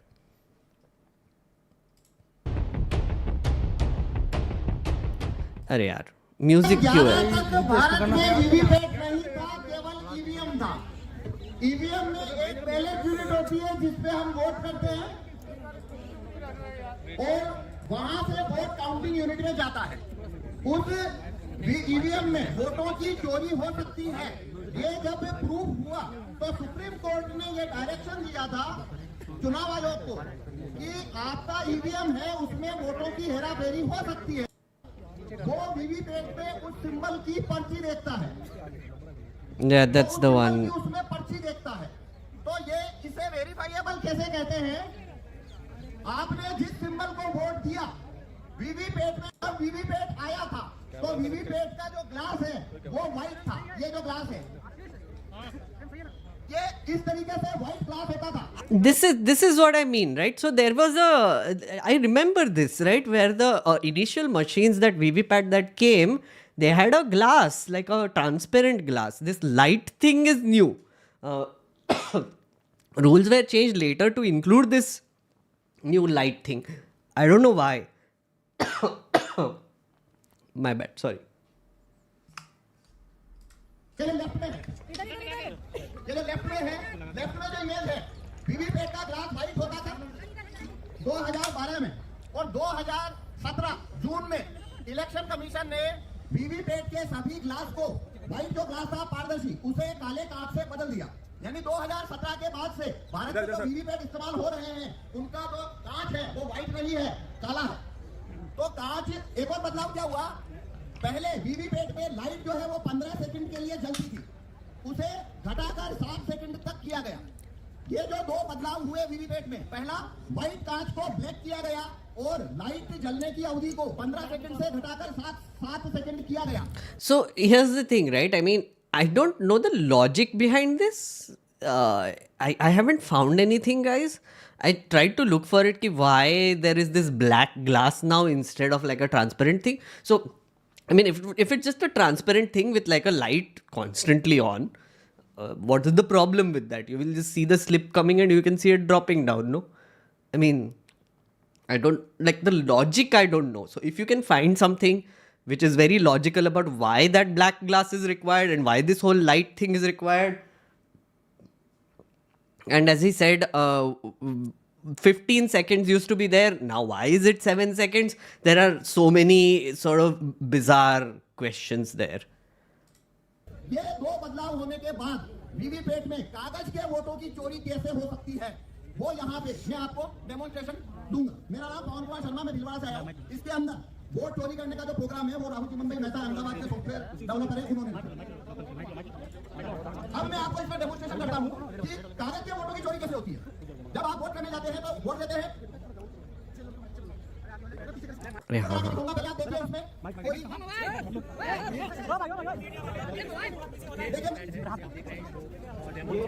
इसमें कोई छपी हुई पर्ची नहीं है।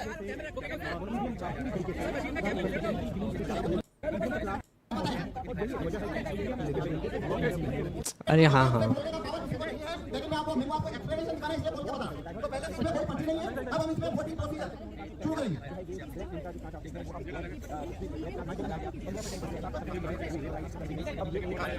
इसके अंदर ये जो बैलेट यूनिट देखे हैं हमने 3 सिंबल रखे हैं। एक सिंबल है एप्पल, एक सिंबल है बनाना और एक है वाटरमेलन।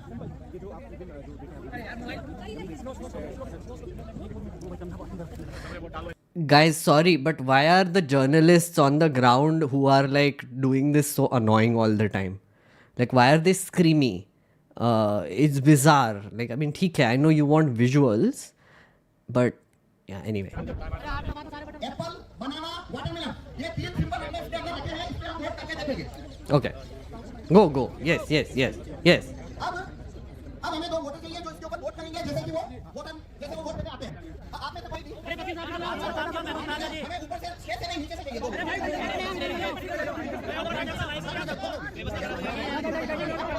देखिए आप जैसे vote So someone is saying this is jantar mantar. There are thousands of people there. I get that, but at the same time, you can do it calmly and patiently also. But again, I mean, ठीक है, कोई नहीं. It's okay. Minor crib.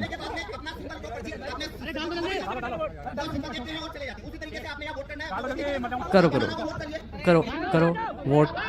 Okay, दबाया बनाना button. अरे यार,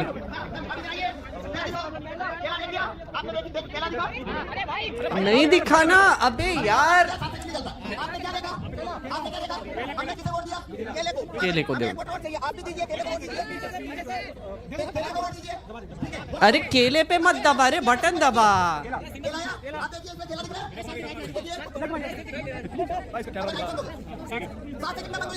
हमने 2 vote दिए हैं, हमने 2 वोट दिए. दोनों कौन सा सिंबल देखा? दोनों ने केला देखा, दोनों ने केला दबाया. तो इसमें से 2 वोट निकालना चाहिए बनाना. लेकिन ये देखिए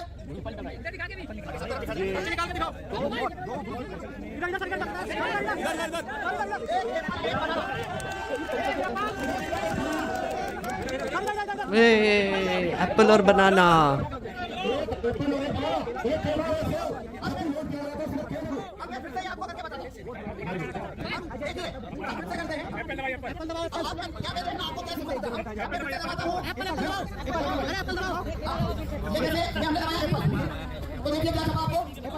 एप्पल है. I saw एप्पल है. Guys, एप्पल है.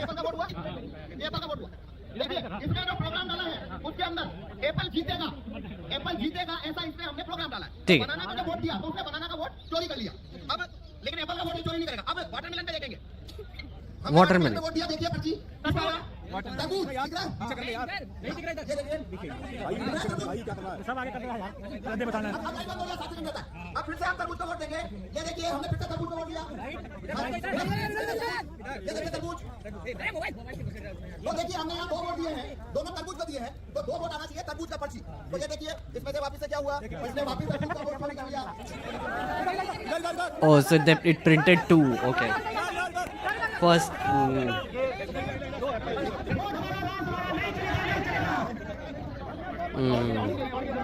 Interesting. So it's basically the thing that I was telling you, right? Which is like, vote manipulation is happening because of this. The possible vote manipulation can happen because of this black glass thingy. Yeah. It's interesting. No, again, guys, here's what I'm saying. Need to say it again. I saw the demonstration. There are doubts. No doubt there are doubts.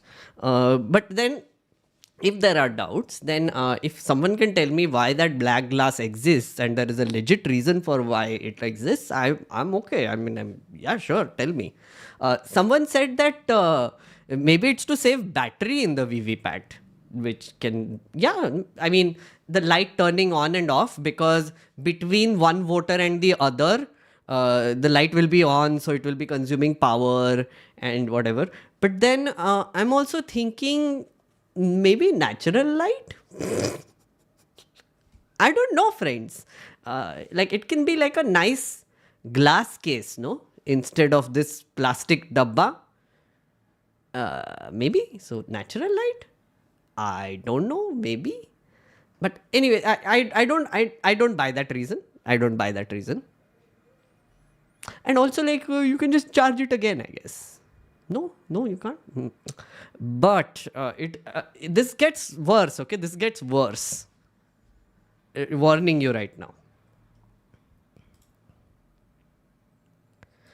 Before I go to the two other theories, because till now, we've spoken about the black glass. There are 2-3 more versions of this which I can take you through. Before I do that, let me just show you what the Election Commission has said on some of the allegations that were made against it for this thing. So, petition for counting all VVPAT slips during elections, what the Election Commission activists argue. As of now, ECI mandates that counting of all VVPAT slips in 5 randomly selected polling stations per assembly constituency or segment, right? Which I've been telling you about. With just months to go, new petition has reignited the issue. What is the real purpose of VVPATs? So, Election Commission told the Supreme Court that if it were to count 100% of the slips in every election, then the country would go back in time for manual polling. That's their overall argument. It said it would be tantamount to reintroduction of paper ballots by indirect means. So, karo then? Karo? Yeah, that's what karo na. Why? Thoda, it will take a little more effort, Election Commission. I know it will, but why not, right? Why not? ECI mandates the counting of all VVPAT slips 5 random polling stations with just months to the elections. So the petition has been filed by ADR, Association of Democratic Reforms, who have also filed a petition against the electoral bonds, by the way. Just need to mention that. EC's 962-page affidavit in the response has once again reignited the issue. When the vote is cast, vote VVPAT machine. So, voter verifiable paper audit trail is the full form of VVPAT. I haven't even told you that yet. Oh my god, basics mein aana chahiye tha. Which is attached to the ballot unit and the electronic voting machine, prints out a slip of paper. Though it remains behind glass, the printed slip is visible for 7 seconds so the voter can see whether the vote has been recorded correctly. The idea of VVPAT machine first emerged in 2010 when the EC held a meeting with political parties to discuss the EVM and ways to make the polling process more transparent. Prototype was prepared, yada yada yada. Okay. Conduct of election rules were amended in 2013 to allow for printer with a drop box to be attached with EVM. Printer with a drop box. Remember, again, sear it in your brain.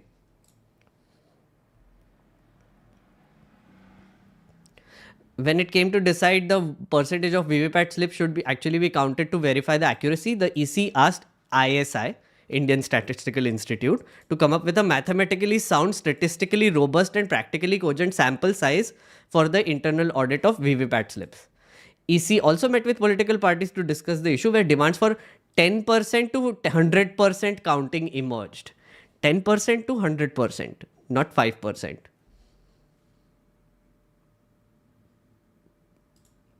So in 2018, only one randomly selected polling station was allowed for verification. And then it was increased to 5 polling stations in April 2019. And this was again on a petition filed by Chandrababu Naidu. Yeah. Meanwhile, ISI report to EC's March recommendation that a random sample of 479 EVMs be selected for counting the VVPAT slips.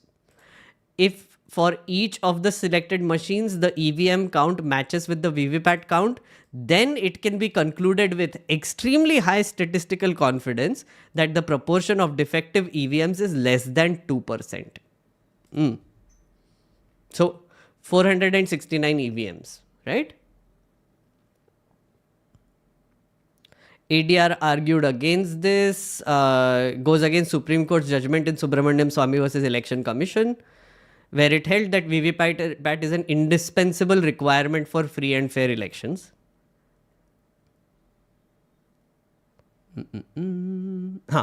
What has the EC said? Okay. In its counter affidavit, the EC verification of VVPATs of 5 randomly selected polling stations per assembly seat with more than 4,000 total assembly seats in India translated to 20,600 EVM VVPAT systems, well above ISI's recommendation of 479. That is their argument. Okay. In Lok Sabha assembly elections so far, the EC said 38,156 VVPATs have been checked randomly. Not a single case of transfer of vote meant for candidate A to candidate B has been detected. EC did admit that differences in count, if any, have always been traceable to human errors like non-deletion of mock poll votes. So they're still admitting that despite VVPAT, there can be errors which can be because of manual thing. As I said, they do a polling before mock poll. What if they don't delete it? So then, the result is different. Since the introduction of VVPAT, AC has said it has received 25 complaints, including 17 during the Lok Sabha. Just 17. I find that a little weird, but okay. 17 during the 2019 Lok Sabha polls out of 118 crore voters who have cast their votes. It is said that all these complaints were found to be false. EC said that VVPAT was essentially an audit trail, so the voter could verify the vote in that instant. The slips were being tallied on statistically robust basis. The EC said pressing for 100% verification was a regressive thought and tantamount to going back to days of manual voting using ballot system. Okay. Preparatory work for upcoming elections has already started. Indian elections are one of the largest in the world. Needless to add that slightest change in protocol at the last minute poses serious technical manufacturing issues, which will take several levels to reach execution level. Which means that 2024 elections, when they happen, there is no way they are changing this, and this is what they said in September last year. So abhi there is no chance they are changing it. It is going to happen as is. September 12th is when this article was given. Okay. So yeah, so this was an affidavit that was filed by ADR. Okay. One more thing I have to say, that it's important. This point is important. What if elections happen, and out of these samples, 5%, whatever, 20,000 odd things that you take, they do like a accuracy check of it. You know what they do after that though? If there is a discrepancy between the electronic voting machine and the VVPAT in the number counting, they count the VVPAT machines as final. Yeah. VVPAT machine counting is final. So, in a way, they are not exactly checking for the accuracy, but then just if it doesn't match, we are going to take the VVPAT anyway. So, yeah, that is another thing. Now, that was a point that was brought up by Kanan Gopinath. Okay. So, I'm not going to play this entire video. I'm just going to keep it on here for several reasons. But it's in Hindi and it's a long video. I recommend you go watch it if you want. Again, like another one of the theories that he has sort of presented. And for that, he very funnily uses this whole mechanism of 2 cups and 1 can. So the can in the middle is a VVPAT machine, and the 2 cups are, one is the control unit, which the guy has to activate your vote, and the other is the EVM machine, right? Now, according to him, the fact that the VVPAT machine has been added in the middle is actually the reason why it can be manipulated. It's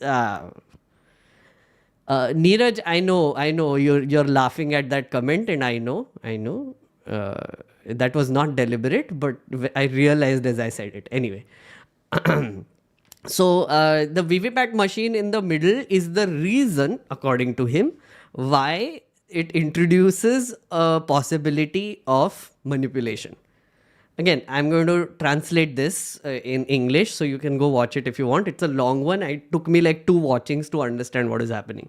Okay, so they have said that the machine, the voting machine, and the control unit are hard-coded, like read-only memory. You cannot tamper with it. It is not connected to the internet, etc., etc., etc. But the VVPAT machine, though, the VVPAT machine does a few things. There is a printer inside, and the printer prints out a symbol and a name, right? Which means that the printer has memory. So it has to know, right? Like, so if you press a button on this one, right? And the candidate is randomized, right? You know, that's the one of the arguments that the EC made, that the candidate can be in one polling booth and the other party can be number 3 in one polling booth. So it's randomized, right? So there is no way you can en masse hack the machines. That's not possible, right? So that is one of the arguments. But then when you add a VVPAT in the middle, the VVPAT itself has to know who is the person who you are voting for, because then it has to print out a symbol, right? So it has memory, right? Now think about it. If it has memory, it has to be coded. Yeah, it has to have those symbols and everything uploaded in there, right, for it to be able to print it out and match it to that button. And according to him, because he was a returning officer, he's an ex-IAS officer, he said he asked this question during his training when he was a returning officer about how is the memory updated for each VVPAT machine. And they said we connect a laptop to it.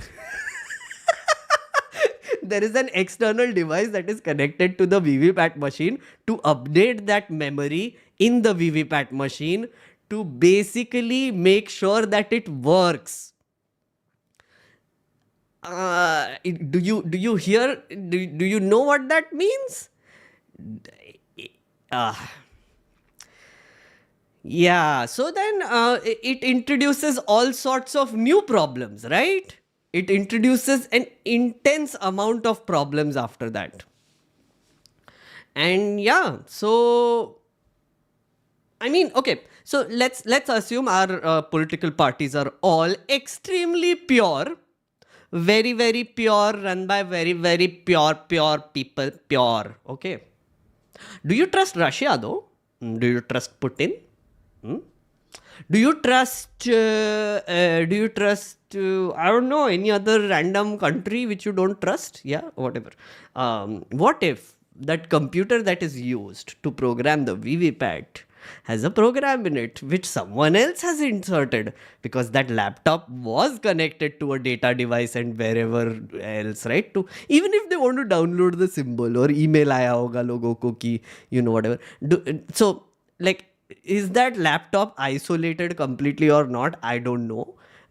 I'm just assuming it's not, because why would it be isolated?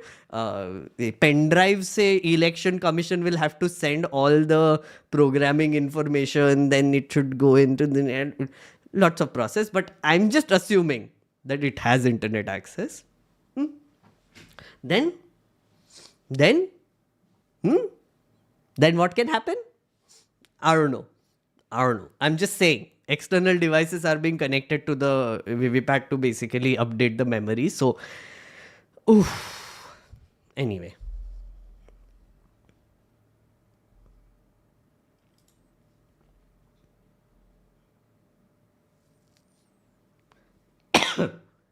They never say anything about the laptop. They just show the 3 machines. See, that is the one doubt that Kanan here had raised, which I thought was very interesting, because when you describe the VVPAT machine as a whole, the whole point of the VVPAT machine is for it to be verifiable audit trail. So an audit trail is only verifiable when you actually have a large amount of that paper trail counted, but the EC is saying that only 5% will be randomly selected and counted, and if there is a discrepancies anyway, we will choose the VVPAT only. So then why is VVPAT getting the primacy here? Why? It's strange.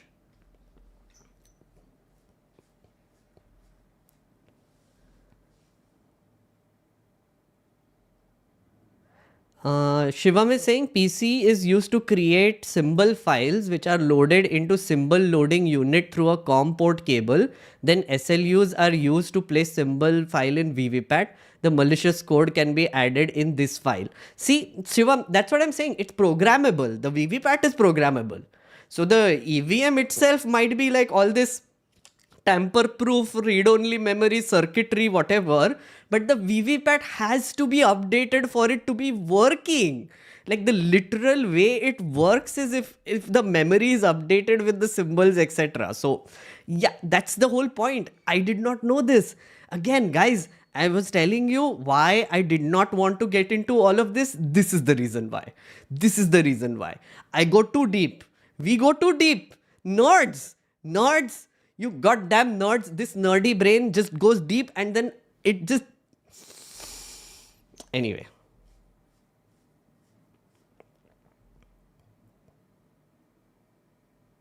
If somebody can figure out in a live chat, imagine if somebody put a few hours into it.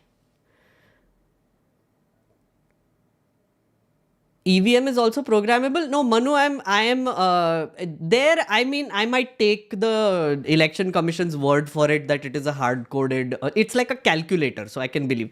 But then, is it really, friends? Is it also not programmable? Oh my God! Now what am I about to show you? Oh God! Now this is another thing. Which happened a while ago. I don't know how many of you saw it. Chat, if you have not seen the shenanigans that Aam Aadmi Party has done in the Delhi Assembly about VVPAT, say hi. I will show it to you. Oh my lord. This is the next level. This is just next level.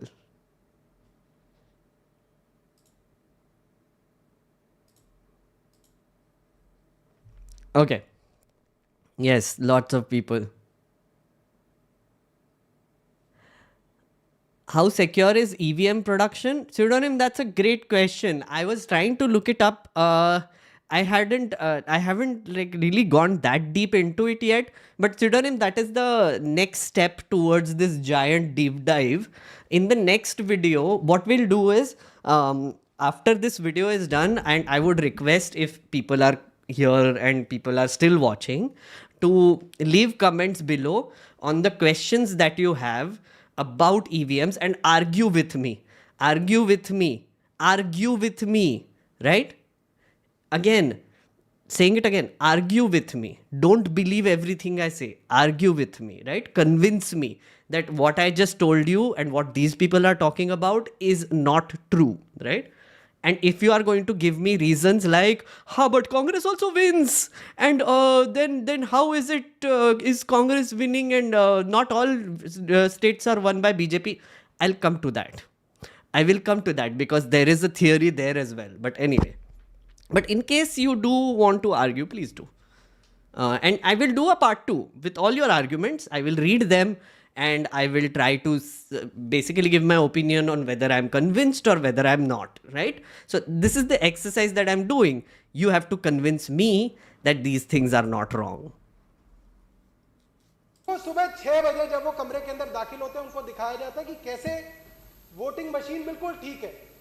और मैं एक बार generally तौर पे आपको दिखाता हूं कि ये वोटिंग मशीन जो आपके सामने रखी है, ये ईवीएम जो आपके सामने रखी है, कैसे आप लोगों को यकीन होगा कि ये मशीन बिल्कुल ठीक है, बहुत बढ़िया है और देश के प्रजातंत्र के लिए बहुत जरूरी है। तो आप लोगों को दिखाने के लिए इस मशीन को हम ऑन करेंगे। ये मशीन मैंने ऑन की, आप इसका डिस्प्ले पे थोड़ा, अब जो प्रिसाइडिंग ऑफिसर होता है ये बटन दबाता है, इसका मतलब ये मशीन वोट डालने के लिए तैयार है। और जो पहला आया, आप इस पे दिखाइए, ये वाला जो पहला वोटर आया उसने झाड़ू पे बटन दबाया, तो इस वक्त आम आदमी पार्टी की एक वोट हो गई। दूसरा वोटर आया, उसने हाथी के आगे बटन दबाया, हाथी के आगे वाला लाल बटन दबा, मशीन में आवाज आई, वोटर को लगा मेरा वोट जो है वो हाथी पे चला गया। तीसरा वोटर आया, उसने बीजेपी के आगे वाला बटन दबाया, लाइट जली, आवाज आई, बीजेपी को वोट चला गया। चौथा वोटर आया, उसने हाथ पे बटन दबाया। पांचवा वोटर आया, उसने साइकिल पे बटन दबाया। आप लोगों के सामने मैंने पांचों पार्टियों को एक एक वोट दी। तो आप मेरी सहूलियत के लिए, ताकि मुझे ऐसा लगे कि आप लोगों को यकीन हो रहा है कि कहां वोट जा रही है, आप मुझे ये बताइए कि आम आदमी Manu is saying this is an old video. This is a video from 6 years ago, friends.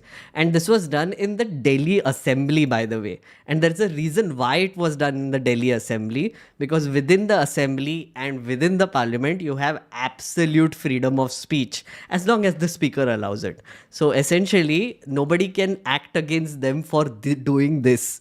Basically, them doing this whole demo inside the Delhi Assembly actually protected them from any action. It's smart. Party को कितने vote पड़े, Bahujan Samaj party को कितने vote पड़े, Bharatiya Janata party को कितने पड़े? Shivam is saying he has not shown VVPAT hacking, so this app demonstration has no relevance. Only the process that hacks VVPAT and EVM together needs to be discussed. Shivam, again, see, I spoke about the the latest VVPAT thing that was there. I'm just saying that this is another theory that they have presented, and I think it is worthwhile to also talk about it. Again, if you don't want to see it, skip. अरे मेरा camera खराब हो गया guys sorry I have to do the thing again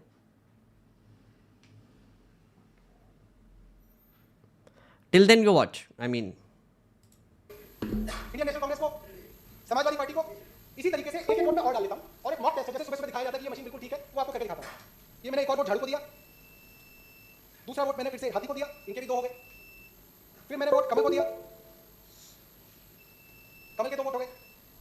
फिर मैंने vote हाथ को दिया, हाथ के भी 2 वोट हो गए। अगला वोट मैंने साइकिल को दिया, समाजवादी पार्टी को भी 2 वोट हो गए। अब आप लोगों के सामने मैंने एक टेस्ट कराया आपको कि मैंने सब पार्टियों को 2-2 वोट दिए, और अब जैसे कि मॉक टेस्ट में सुबह सुबह सबको दिखाया जाता है कि भाई साहब मैं काउंटिंग करके दिखाऊंगा आपको। Now he is doing the count. अब मैं आप यहां पे देखिएगा इसमें कैंडिडेट वाइज आएगा कि पहले कैंडिडेट को कितने, दूसरे को कितने, तीसरे को कितने। अब मैंने रिजल्ट दबाया, टोटल वोट 10, कैंडिडेट 4 को 2 वोट, कैंडिडेट 5 को 2 वोट, कैंडिडेट 6 को 0 वोट, कैंडिडेट 7 को 0 वोट, कैंडिडेट 8 को 0 वोट, कैंडिडेट 9 को 0 वोट, कैंडिडेट 10 को 0 वोट, कैंडिडेट 11 को 0 वोट, कैंडिडेट 12 को 0 वोट, कैंडिडेट 13 को 0 वोट, कैंडिडेट 14 को 0 वोट, 15 को 0 एंड। और अब मैं इस मशीन को दोबारा से खाली कर दूंगा। Thank you for the gifted membership Shriram, thank you so much. अब ठीक है, अब हम इसकी पोजीशन को चेंज नहीं करेंगे। एक बार दोबारा से मैं आपको मॉक पोल दिखा देता हूं जिसके अंदर मैं सारी पार्टीज को, पांचों पार्टीज को 2-2 वोट डालूंगा और आपको दिखाऊंगा कि कैसे ये मशीन बिल्कुल ठीक है। अगर आप कहें तो मैं 3-3 वोट भी डाल सकता हूं।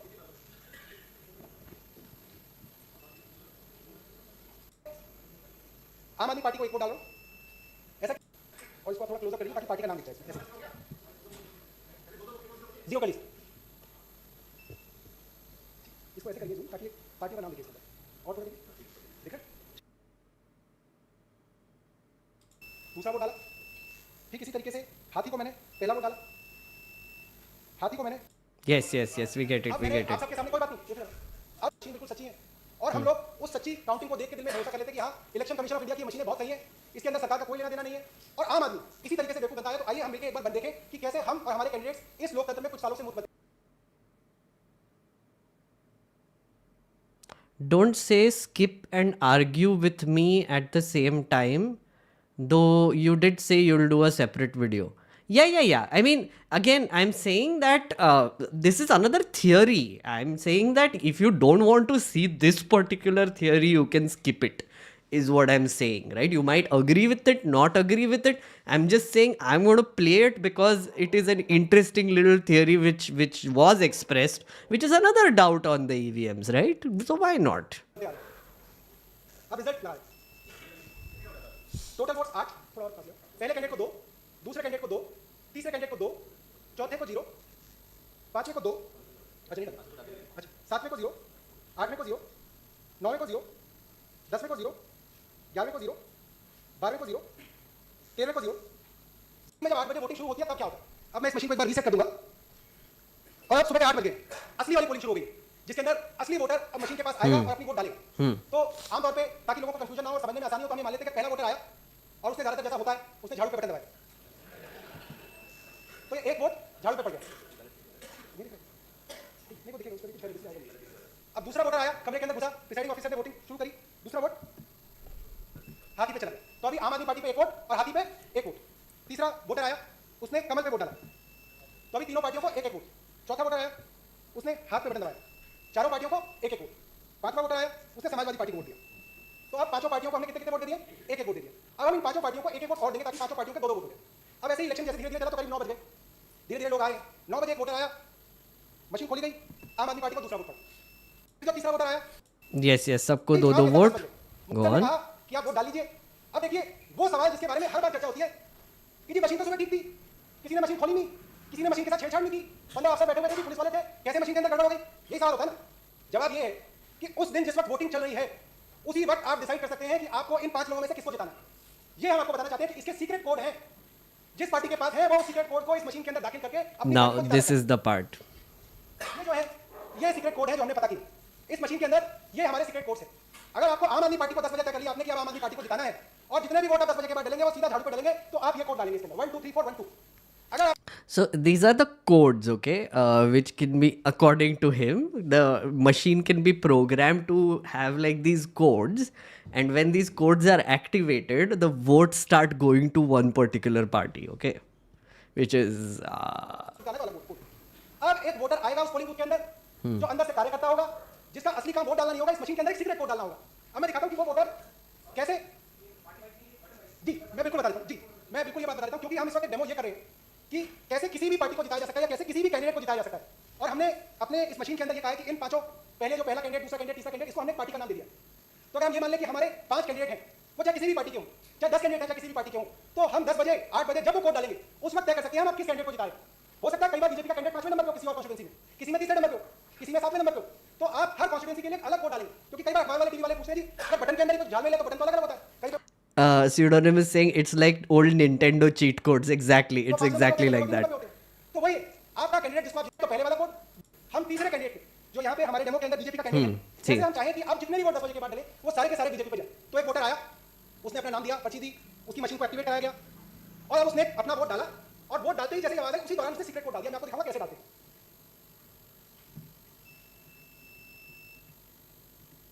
See, वो पता है आपका जब वोटर वोट डालता है तो उसके चारों तरफ उसकी मशीन को एक्टिवेट कराया गया in the और अब उसने अपना वोट डाला और वोट डालते ही जैसे आवाज आई उसी दौरान उसने सीक्रेट कोड डाल दिया। मैं आपको दिखाऊंगा कैसे डालते हैं।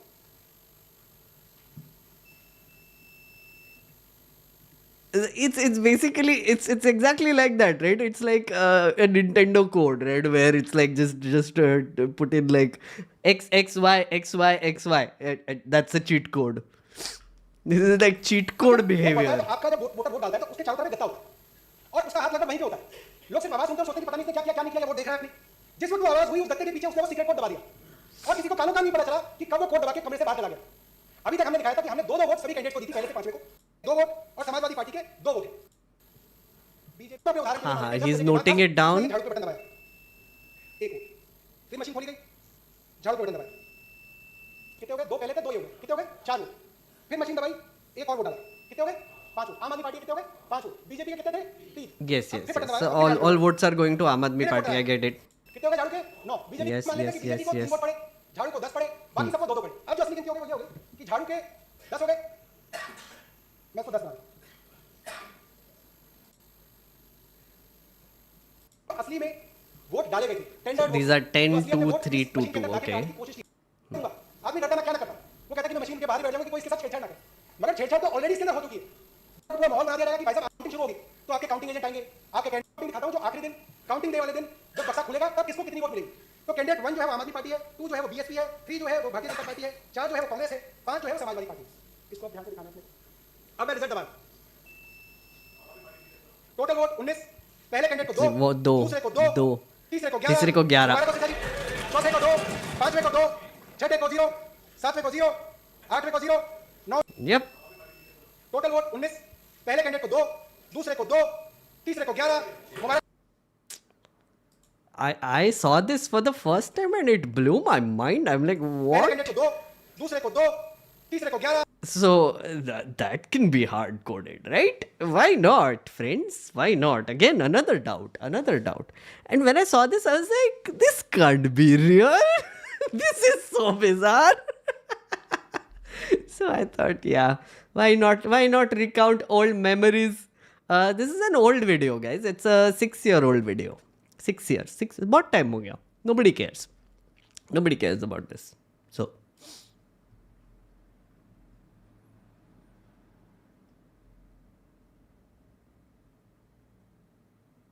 Making votes digital is a scam. Dude, so that's the thing. I mean, like, if a cheat code activated, vote plus, yeah, that's all. Here's the thing, right? Whenever there is something electronic, you can actually do that, like button pressing bullshit to just change the program or activate a program. Why not? It can be done.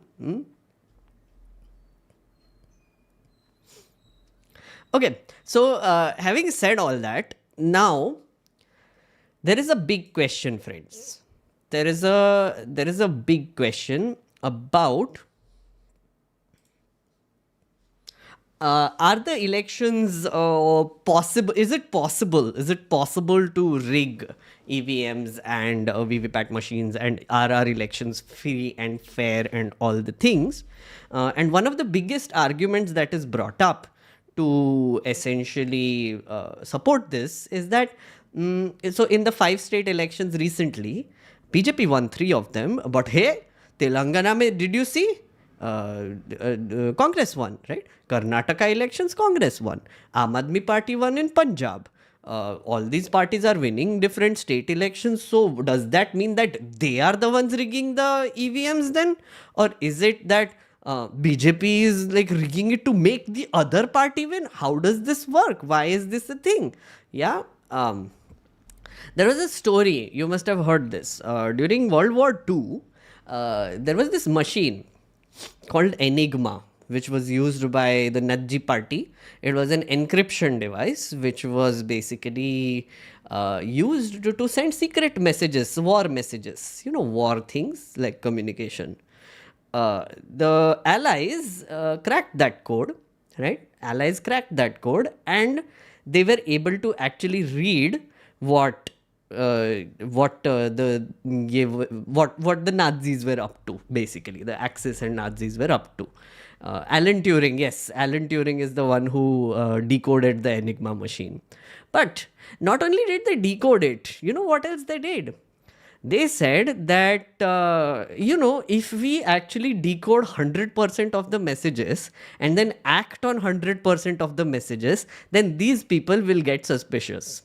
They will essentially change the machine. They will have a new encryption machine. They would have a new code language. So we'll have to do the whole thing again.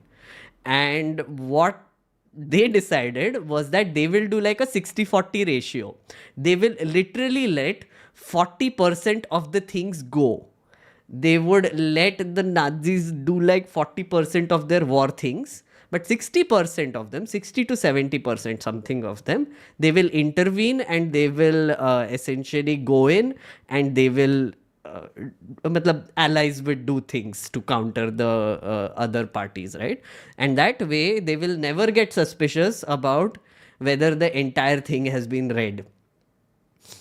Just a random story I'm telling you. Clearly nothing to do with the EVMs.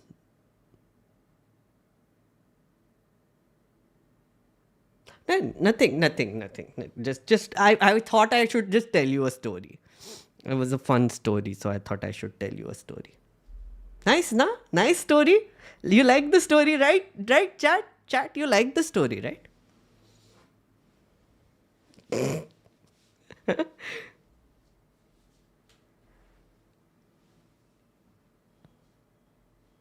The Imitation Game is a great movie acted by Benedict Cumberbatch. I love that movie.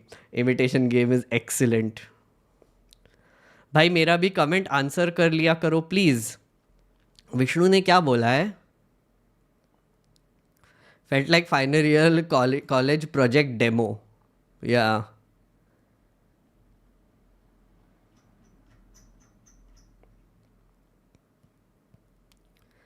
Allies cracked that code because those who were using it used simple words instead of secret codes. For example, weather would be W33D. Yeah. Even Saurav Bharadwaj played deaf ears and gave lame excuses for not accepting the challenge of the election commission. Now, do you have anything to say? Anjani, I have nothing to say. Again, Anjani, I'm not out here to prove anything. I'm just laying facts before you. These are, again, to repeat everything. I've been saying this since the beginning of the video and I'm going to say it again. A machine, if it's made by human, can be hacked by human. No machine is infallible. Okay. What these guys demonstrated is that the EVM can have like this random simple cheat code video game program in it. Maybe it doesn't. ठीक है. The other one showed that, okay, VVPAT machine mein, why did you add this black glass? no reason, I don't know. But then if you have added the black glass, then that creates doubts about whether the slip is actually falling down or not. Other people raised a question about, why are these only 5 random polling stations being taken? Why not like 20%, 25%, 50%? Why not 100%? Why aren't you counting 100% of the VVPATs? These are all doubts, friend. Anjani is saying these are all doubts. Okay. And these doubts need to be mentioned, right? And it is the Election Commission's job to counter them and say that no, these are not true, and show it in a provable way. So that is the only thing, right? Once they show it and give the reason why the black glass exists, why that light shows up for 7 seconds, why was it 15 seconds before, why is it 7 seconds now, why is there a black glass at all, why can't it just be a glass box, or why don't the people just get the slip in their hand and then they can put it in the box? Why not? It's all of these questions need to be asked. These are doubts, right, which need to be laid on the table, and it is the EC's job to answer them. Simple. Yeah, simple. I'm not here to basically defend Aam Aadmi Party or Congress or BJP or whoever it is. They can defend themselves. I did this whole reading thing and research and deep dive and whatever because people were asking for it, and now you have it. So, yeah, that's it. Okay, chat, that was it for this video. Yeah, friends, that was it for this video. That was a nice long deep dive video. Just wanted your opinion on this format that we just did. Okay, so the idea for this video was I wanted to do some deep dive streams, and this is how we will do it. I wanted to be methodical like this, which is me sort of doing a few days of research, coming up with these things, coming up with arguments, laying down facts, giving my opinions, all the things. Did you like this? And if you did, rate it. Rate it from, I don't know, 10. Yeah, out of 10. So yeah. And then if you have any suggestions on how this can be made better, please do give it.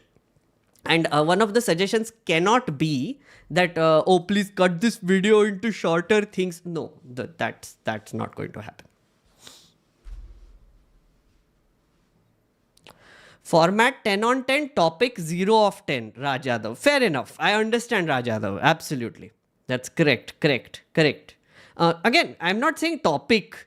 Topic though, of course, you can decide whether you want it or not. As I said, in the middle, you could have ended the video there, but you didn't. So it's your fault now. Not my fault. Not my fault. If you reach till the end, and you are a believer in EVMs, no matter what, in the process, in the election commission, in the government, in everything, in whatever, then it's fine. You should have stopped. I told you, I warned you already. I warned you. Now it's your fault. I didn't tell you to come here. Could have left. You didn't.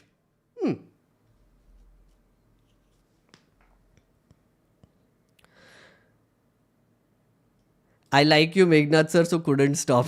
Raj, fair enough, Raj, fair enough. I forgive you, friend. But Raj, see, here's the thing, right? Even if you don't agree with this, even if you didn't agree with the second part of it, and you just agree with the first part of it, I'm glad you stayed and watched it at least. I might not have convinced you. I don't need to convince you. I gave you some things to watch. I gave you some things to think about. If you don't agree with it, fine. It's fine. I'm absolutely okay with it.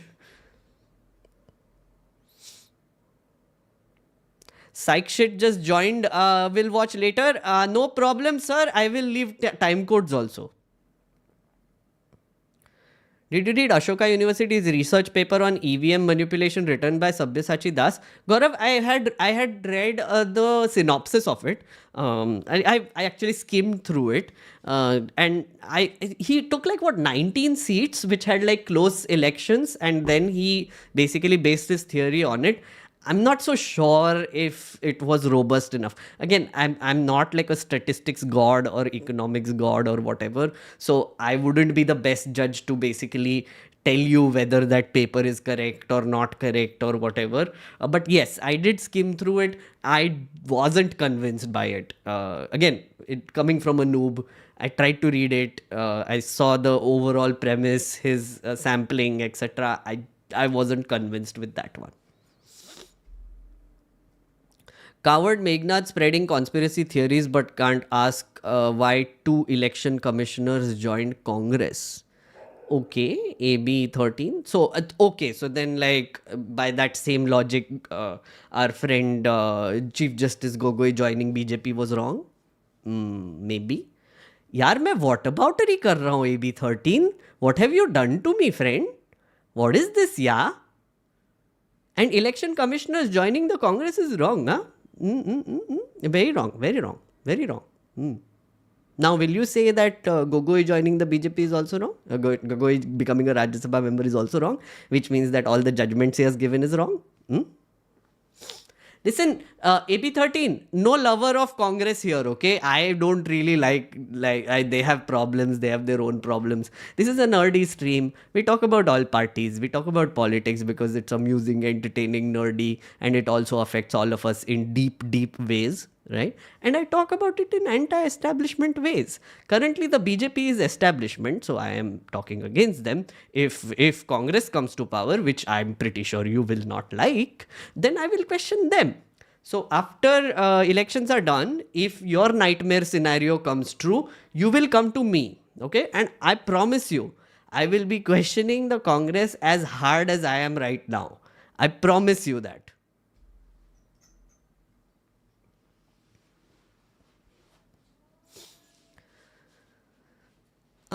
या AB 13 ठीक है. अभी तुम मतलब पता है what अबाउटरी में घुस जाओगे. I understand that. I understand why you are here. It's fine. It's fine.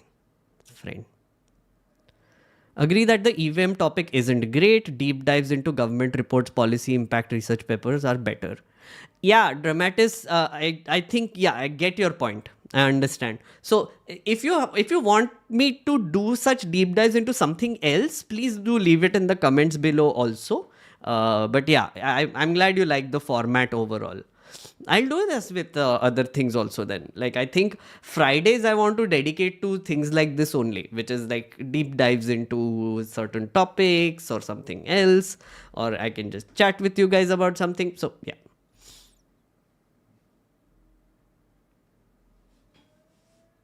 Video request, make a deep dive video on the 4 CAG reports against the government. Barun, that's actually a great idea. That's a good topic to do it on, for sure. Noted. Asar report. Shayan, that's also a good one. Wasn't it recently released that 25%, only 25% of kids in 8th grade can do basic reading? Something like that, right?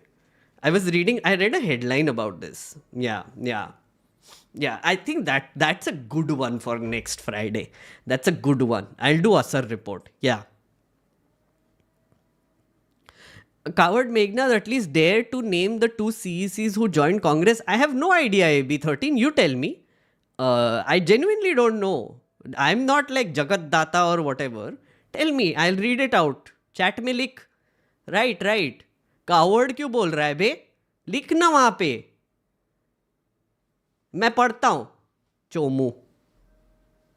TN Session and MS Gill. Guys, TN Session and MS Gill joined the Congress. Okay? AB 13 wants to say. Happy? Happy.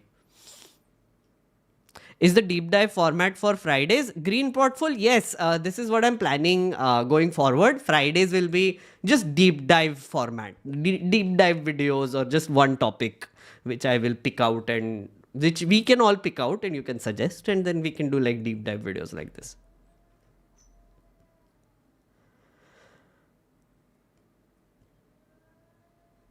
Shanti Meghnad bhai, Shanti. Ritesh, I'm Shant only, re. I'm Shant. AB 13 is very amusing. He gives me content.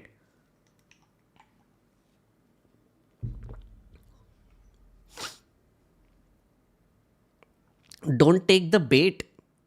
No, it's not bait. It is basically him trying to get a rise out of me. And for me, it is content, which I'm all good with. All good with. Deep dive on 2G scam by Vinod Rai, which is all untrue and unproven against UPA. Interesting. Raj, that's also one interesting one.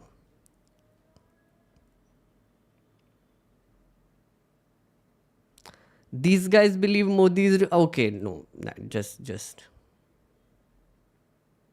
Ritesh, I'm sorry, I'm new here. No, Ritesh, it's fine. So, Ritesh, I'll tell you what happens, right? So, in these sort of live streams, every once in a while, there would be people like AB13. There is this another fellow who keeps dropping by, who are essentially, they are like edgelords, as they call them, right? They're edgelords. What they need is that they want to say edgy things just to get a creator like me agitated, because it gives them some sort of pleasure. And maybe they like do things afterwards when they rewatch the video and me reacting to it, which is disturbing to think about, but maybe they do it. So to each their own.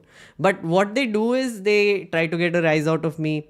They present things like this कि अरे coward, name the two. But मुझे सही में नहीं पता था boss. नहीं, honestly नहीं पता था. TN Session and MS Gill, he put it down. So the thing is, there are nice people who disagree with me. Like, I know a few of them who do not agree with me, who come from a different ideology, who support different parties. They come in and they're still willing to have a conversation. So in case, like someone else was making a point, they would have said, hey, Meghnad, did you know that TN Session and MS Gill, who were past election commissioners, had also joined the Congress? And I was like, oh, hey, that's interesting. And I would have read that out. But what AB13 and people like him do are like, hey, coward, bolna iske bare mein, bolna, because he wants to feel better about himself. Because he's a lonely person, gets no maybe bhav in real life, things like that. You know, all the things lonely men and annoying teenagers and edgelords, what they do. They don't want to grow up, so then they come here and then they shit all over here. But the shitting actually makes for great content. So then I use that and I do it. Also because it also like encourages other people to deal with trolls, right? Other people, when you also get like comments like this, you can be calm, you can be nice, and you can be entertained. It's like, "Arey, what an amusing guy you are! Amusing things you are giving me. I'm gonna turn it into content also." So yeah, so two objectives there. So yeah, Ritesh, I hope that made sense. Yeah, if you are new, welcome to my stream.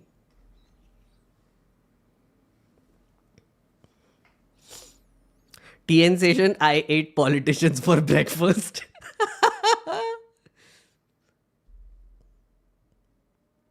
MS Gill passed away in October 2023 and he was also a good bureaucrat.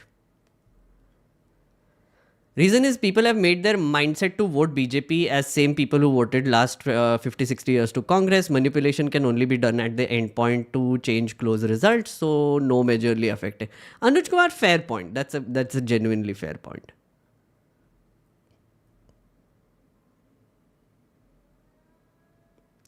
Deep dive into integrated island management plan of Lakshadweep. Wasn't this the thing that Praful Patel was the guy who did this? No, I forget. I barely remember reading something about it, but yeah. Thanks, Siddharth. Thank you for the super chat, friend. Are exit polls audited or is it perception management? Siddharth, so here's the thing. Exit polls are entertainment. Treat it always as entertainment, because think about it, like what are exit polls, right? So person has voted, they come out of the voting booth, they go a little further away and there is this person standing with a clipboard or tablet filling a form. They don't directly ask them who they are voting for. What they instead ask them is, so what did you vote for? What issues did you vote for?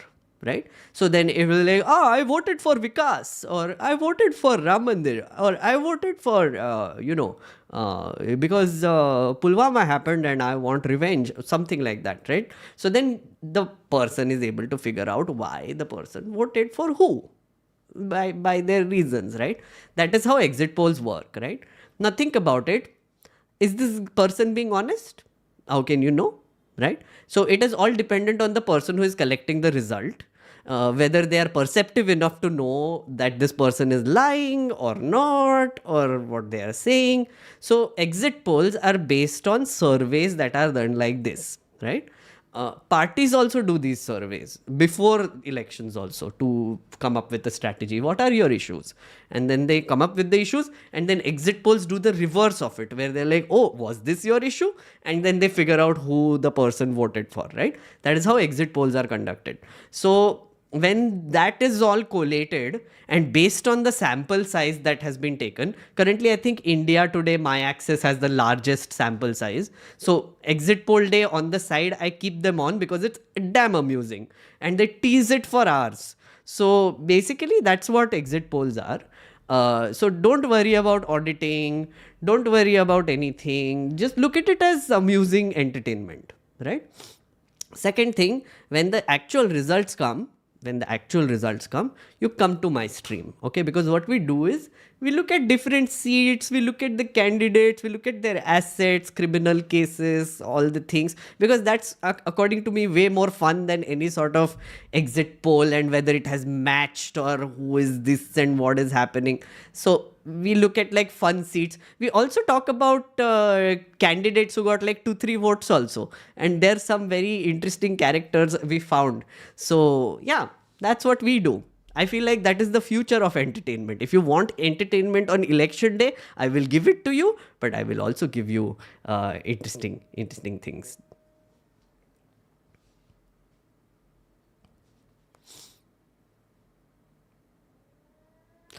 If I were hacking EVMs, I'd manage exit polls also. Yeah.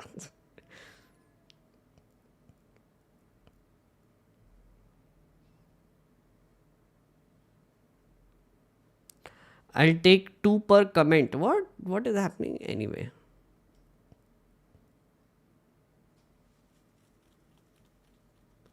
Vigna, did you see the Goldman Sachs report which says only 4% India on 70k or more? Ye achhe din ka kya? Raj Yadav, last week, day before only, the whole stream was about that. So go watch that. Affluent Indians, no? I've been using affluent Indians everywhere. Okay, so that's it from me, friends. If you like this stream, please do consider supporting me. Someone had asked earlier, how do I earn my money? मेरे 40 रुपए से क्या हो रहा है? Genuinely, this is how I earn money now. It's a trust fall exercise. I do these trust falls and I hope that you guys catch me. And so far, members are growing. Discord pe there are people and it keeps growing. So please, if you do like this, if you like the effort that I put in, or if you got some information out of it, or if you were just amused, please do consider supporting me by becoming a member or super chatting, okay? Yeah.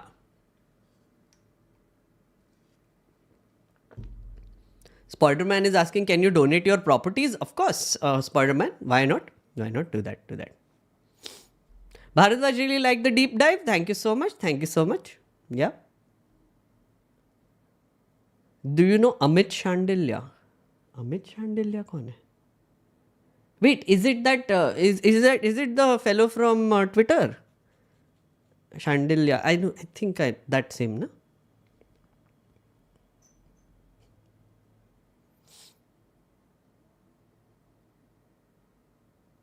You know why I like you, sir? आपका सदगुरु video मैंने family group पर share किया था. Thank you. We will catch you as long as we are questioning government. Yeah, that's the idea. Meghnad Da, why do you skip my comments? You read the comments above me, comments below me. You hover your cursor on my comment, then you skip. Please read my counter argument for printer plus ballot box ideas if you wish. Oh, sorry. I'm so sorry, Victor Trumper. Okay, my eyes are literally like scanning. Okay, there are too many things to read, so it's not intentional. I'm not like picking and choosing based on whatever. Victor Trumper ने क्या बोला? Why do you skip my comments? Okay. It was not intentional, huh, Victor Trumper. Huh. Shout out to Rakesh Roshan to portray the adverse effects of EVMs in his movie Koi Mil Gaya. What? When did this happen? Huh? EVM topic is very important. Transparency is essential for functioning democracy. Otherwise, even Russia and China claim to be electoral democracy. True. Victor Trumper, बहुत ऊपर चला गया, I think, your comment. You can ask it again, I think. Roshan, thank you so much for the super support. Love it, love it. Guys, you know why I'm stalling, right? Printer plus ballot box method is not that good. In Bengal, people put ink into ballot box to render those votes irrelevant. What? Ballot box method is not that good. In Bengal, people put ink into... Oh, bringing the ballot box back into the game will also bring that problem back. Oh, that's interesting, Victor Trumper. Yeah, that's true. I mean... Sure, if you give like the slip to the voter, do you really trust the voter? That's a very, very, very legit point. I think that's a very legit point. So then you can't hand it over to the voter. Because some shady party people will come and whenever they like see... they can just pour ink into the box and then it's like if a candidate is winning or if they think that the candidate is winning, they'll just come in and sneakily like pour ink and then the whole ballot is gone. Yeah.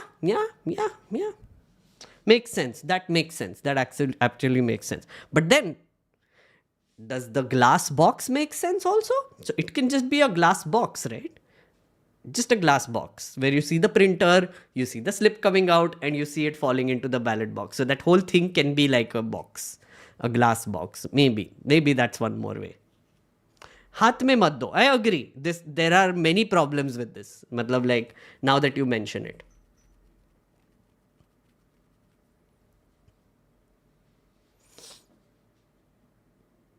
If someone puts ink, then just have a revoting in that polling booth. Shashi, then, like that's the thing. How many can you do? I mean, it is a waste of resource to do repolling also. Agreed. But security dekhna padega. Then you have to ensure that nobody carries a liquid inside, which they already do. But then like, if you can sneak in like gas canisters inside parliament with 5 layers of security gone, who is to say that someone will not put like ink in the shoes and then like or like like they will have like a pipe running through here and there will be a small baggy bag which they can just like press like this and ink can just pour out of their hands. Many ways to smuggle. I just came up with 2 in my head right now. अबे यार ये AB13 ना तू I am going to now put you on time out. Okay friend, हो गया तेरा भाव दे के. अब कावर्ड बोलता रहता है. Every sentence he starts with a coward man. After a point it's like अरे यार कुछ और बोलना Chomu. A good method could be real-time counting and show it everywhere. Voter can claim that her vote went to the wrong party.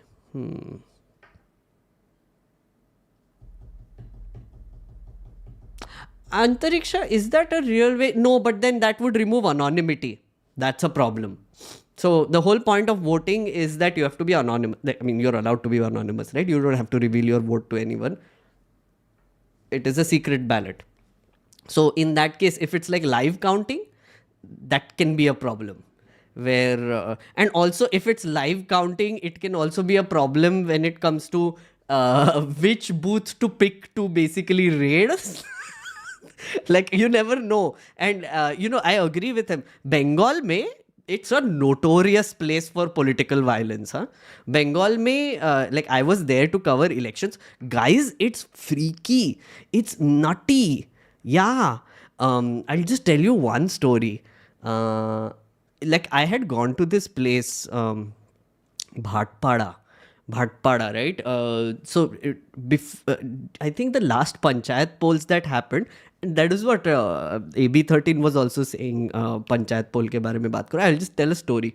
So panchayat पोल के time पे I had gone there and I met this one old father whose son had, passed away because of political violence during the year. Now, this fellow was from CPIM, the guy who was there.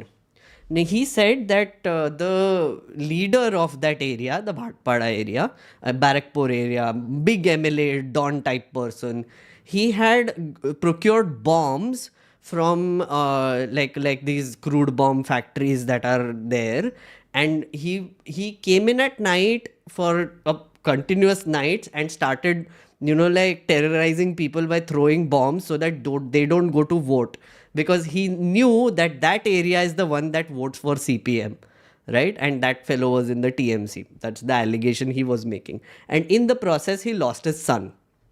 Right. Very pissed off. He went to court, all the things. And you know what the worst part is? The people who killed him, the kid, lived like four doors down his house because they were from the TMC. And then what happened is that this guy joined the BJP.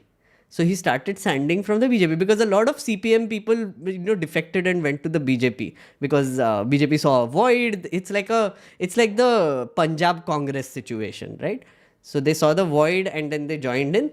And now this fellow is like, matlab ab to party change kar liya. So he's a CPIM party man, but his friends are now with the BJP. And that guy who is like doing this and then CPIM, it's a bizarre thing.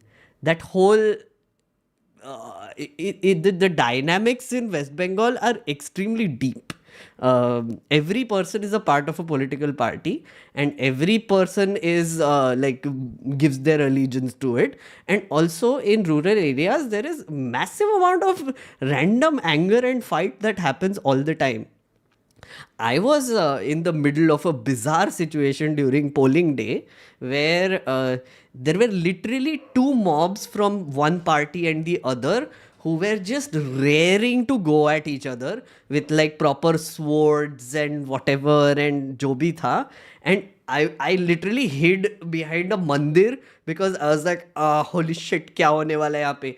Angry people from both sides, because one was saying, oh, you tampered with the polling booth. The other was saying, oh, you tampered with the polling booth. And they were just gathering people, and angry ass people, right? CRPF was there, everybody was there. But then the CRPF was like, guys, we have to go to the polling booth and this whole shit is happening outside in the village where nobody can see. I was like, oh my God. Finally, you know what had happened? Some drunk guy had entered into the polling booth and started harassing women. That is what caused the bawal. It turned into like this whole inter-party bullshit thing. So yeah, that's Bengal. It's crazy. It's crazy. It's a crazy place.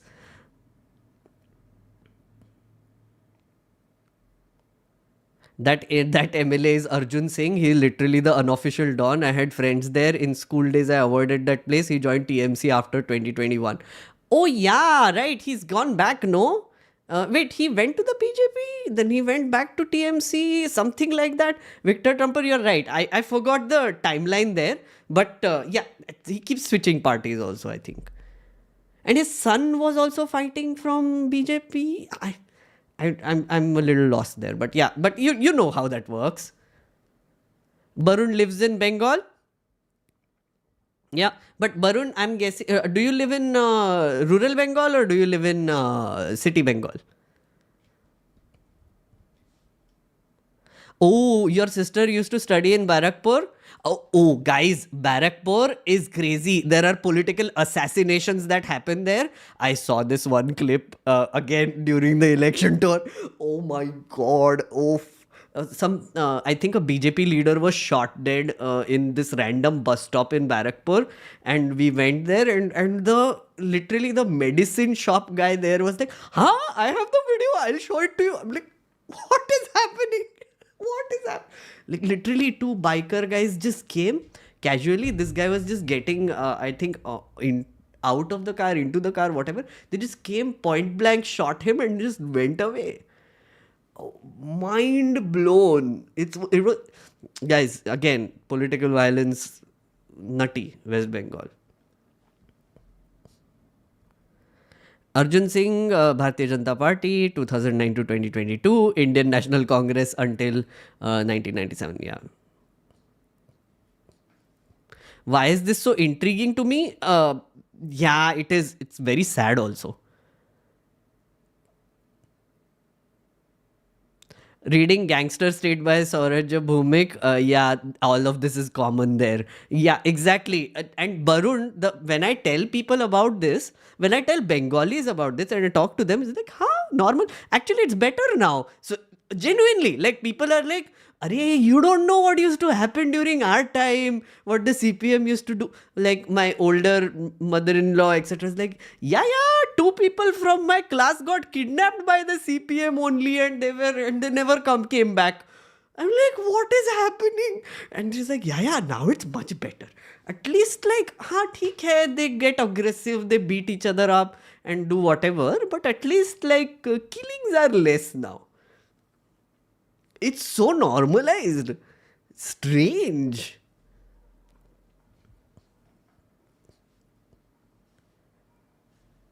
I knew this about UP and Bihar, but never thought like this about Bengal. Orapuro, see, here's the thing. When the BJP actually says that there is political violence there, they are not kidding. We actually saw that. And TMC has a lot of, like dabdaba there. Dabdaba being a Hindi word. They have a lot of influence there. And lots of foot soldiers of TMC going around everywhere and censoring you all the time. Also, by the way, if you go to election tour in Park Street and places, they will be all praised for, TMC, Mamta ji, whatever. And when you ask them to say anything wrong about, like, what are your problems, etc., they shut up. They're like, nahi bol sakte. Tomorrow, someone will come to my house and beat me up. Just no, please. Just go away. I'm like, okay, man. And the same situation is in Kashmir. I saw this in Kashmir where people are like, camera on karoge and you want me to talk. What is wrong with you? Like, and when the camera is off, arey sir, what is happening here? But when the camera is on, we love Modi ji, we love BJP. Thank you so much for taking away 370. But when the camera is off, arey sir, what do I even tell you? WhatsApp group pe bol diya, this person disappears. What to do, sir? I'm like, yeah.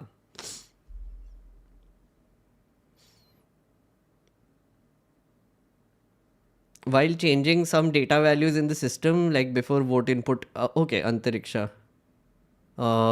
New tally will be 812. Okay, this is an entire equation you have written. Violence unacceptable, but would you rather choose a TMC over the present BJP? Shomit, here's the thing, right? So, I concern myself mostly with national politics, right? Again, I'm not in Bengal. But when we did go there, when we had done the election tour, we were basically doing anti-establishment reporting there. So we were basically talking against the TMC, and we were pointing out how the BJP is raising so many issues, and we covered that whole assassination of the leader and this CPIM fellow's son dying and all the things. Many reports we did which were, we also interviewed BJP leaders. I interviewed Sapan Das Gupta there. I completely aired whatever he said. And he was talking against the TMC. So yeah, I did that. So, so the thing is, whenever a party is in power, it is up to the citizens to challenge it. It is the media's job to challenge them, and it is the media's job to give voice to the opposition. That is what I genuinely believe in. So I'm sitting here in Delhi. We are talking about national politics. So in this case, I will speak against the BJP. If I go to cover a state election, right, I will speak against whoever is in power there. Right now, this story has nothing really to do with specific West Bengal, specific Andhra Pradesh, specific Punjab, or anything of that sort. If I go to Punjab to do reporting now, I will talk against the Aam Aadmi Party, man. Like, because they are in power, right? So when I do a Punjab specific story, the questions will be asked of the Aam Aadmi Party. If there is a crime happening there, the questions will be asked of the Aam Aadmi Party. In Himachal Pradesh, Congress. In Karnataka, Congress. So if I go cover a story in Karnataka, questions will be asked of the Congress, right? So that is the logic there. So like which party is better than the other, whatever. The truth of the matter is, whenever you give unfettered power to any political party or a person who does not take criticism, who does not take criticism from citizens well, who does not like being questioned or being held accountable, they will pretty much behave in the same way, right? So yeah, that's all I want to say. I hope that made sense. The thing is, people who are involved in religion and politics are failures otherwise in life. It is their last resort. If not all, then 90% are failures in life. I have to say, I am against giving majority to any party. In state or center, no party should get majority. Let's move towards that life, okay? No majority. Okay, you get like single largest party, sure. But you need to have allies. Like 33%, 35%, 40%, 40%, yeah, okay. But not more than 50%. I want to see a India where all these majority verdicts sort of end. You know, like landslide victories. It is bad. It is bad for democracy. It is very, very bad. Do not give landslide majorities to parties. No.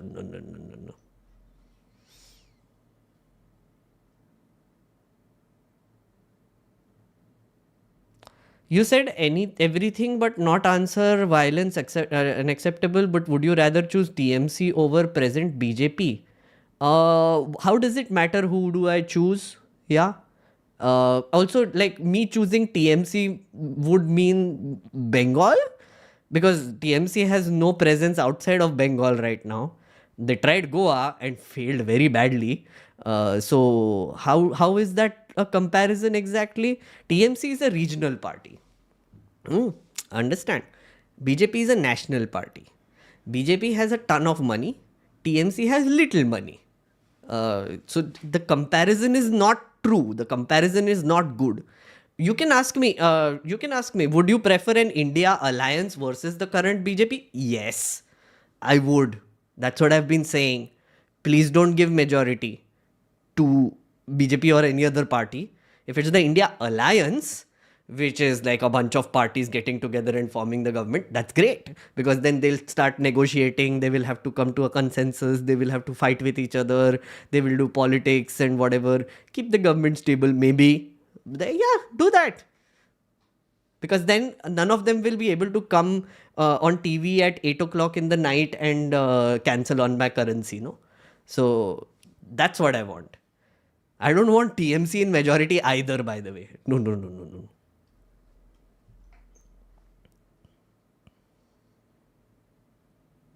I understand. I meant if you were to choose lesser of two evils, a lesser of two evils is a minority government, not a majority government. I genuinely believe lesser of two evils, when you are thinking about it, don't think of it just with the party.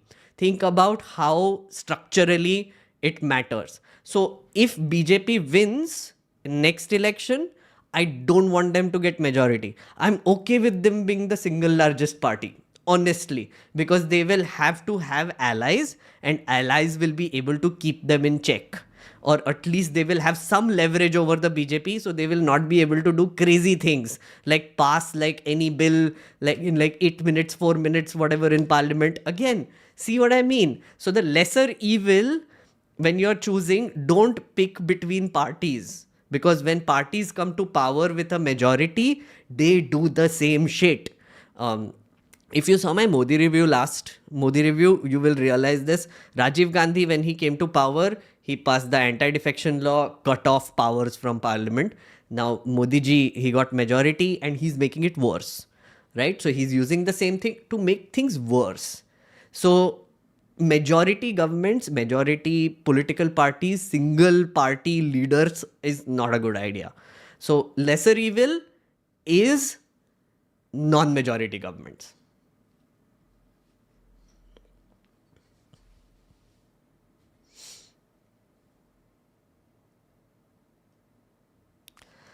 Well, you avoided the question. No, I didn't avoid the question. I genuinely answered your question. Like, I don't have to pick between the two. Do you understand that point? I am talking about whether a party should get majority or not, because that is the more important thing according to me. I'm answering your question, Yash. And you're saying that coalition government is not good either. Government with no support results in unstable government and slows economic growth. UPA 2, UPA 1 was basically a coalition government. Yeah. And that during that time, our economic growth was great. Yeah. I mean, of course, like you can say that, oh, they did some shady things. Of course they did. Yeah, of course they did. Like, I mean, I'm not saying that there was no element of crony capitalism and shittiness happening there, but there was growth. There was economic growth happening. A lot of great laws were passed during that time. Right to education, right to information, Manrega was introduced, food schemes, food security schemes were introduced. Even Aadhar was started during that time, even though I hate that, but theek hai. During that time they started it. Direct benefit transfer ka ye UPI ka also like deliberation started during GST started during that time. Oh, the current motor vehicles act started during that time. So many things also started during that time which were good. Yeah. And that was stable because 10 years. I have a theory about coalition governments, right? So when there is a majority government in place, and there is this leader / party who comes in and saying, "Oh, I am the answer to all of your problems. I am the one." People give up. People are like, "Arey ha, so all my problems solved by a friend who is in power." But when it's a coalition government and you see your leaders fighting all the time and they're not able to get a goddamn bill passed and like there's policy paralysis all the time, that is when people start getting entitled and they're like, I don't think I should depend on the government. I think I need to do things myself now. And then economic development happens because then people are doing shit. Instead of like WhatsApping and trolling and supporting the current government and pretending like we are all okay, coalition governments may people give up on the politicians, which is exactly what I want.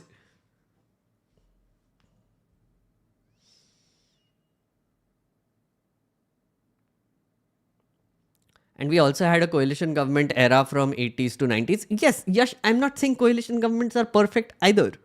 Again, but I think it's preferable. Lesser evil, remember, lesser evil.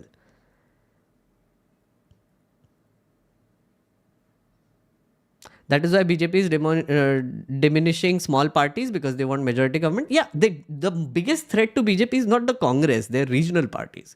Because regional parties, present a challenge in the state governments and they can't win state governments properly.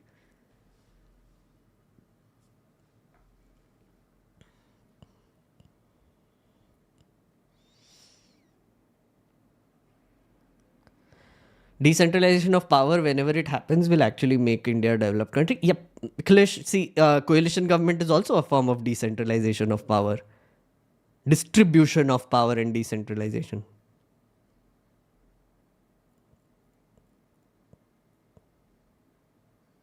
How to bear housing societies ke uncles don't care. Don't care. That's how you bear. Okay, friends, I think we are reaching the almost 3-hour mark. So I am going to go say bye. It was great hanging out with you. I hope you liked the video. I'm going to put time codes after this. So yeah. Okay, bye friends. Bye. There was a good stream. Good stream. Yes, I think it was a good stream.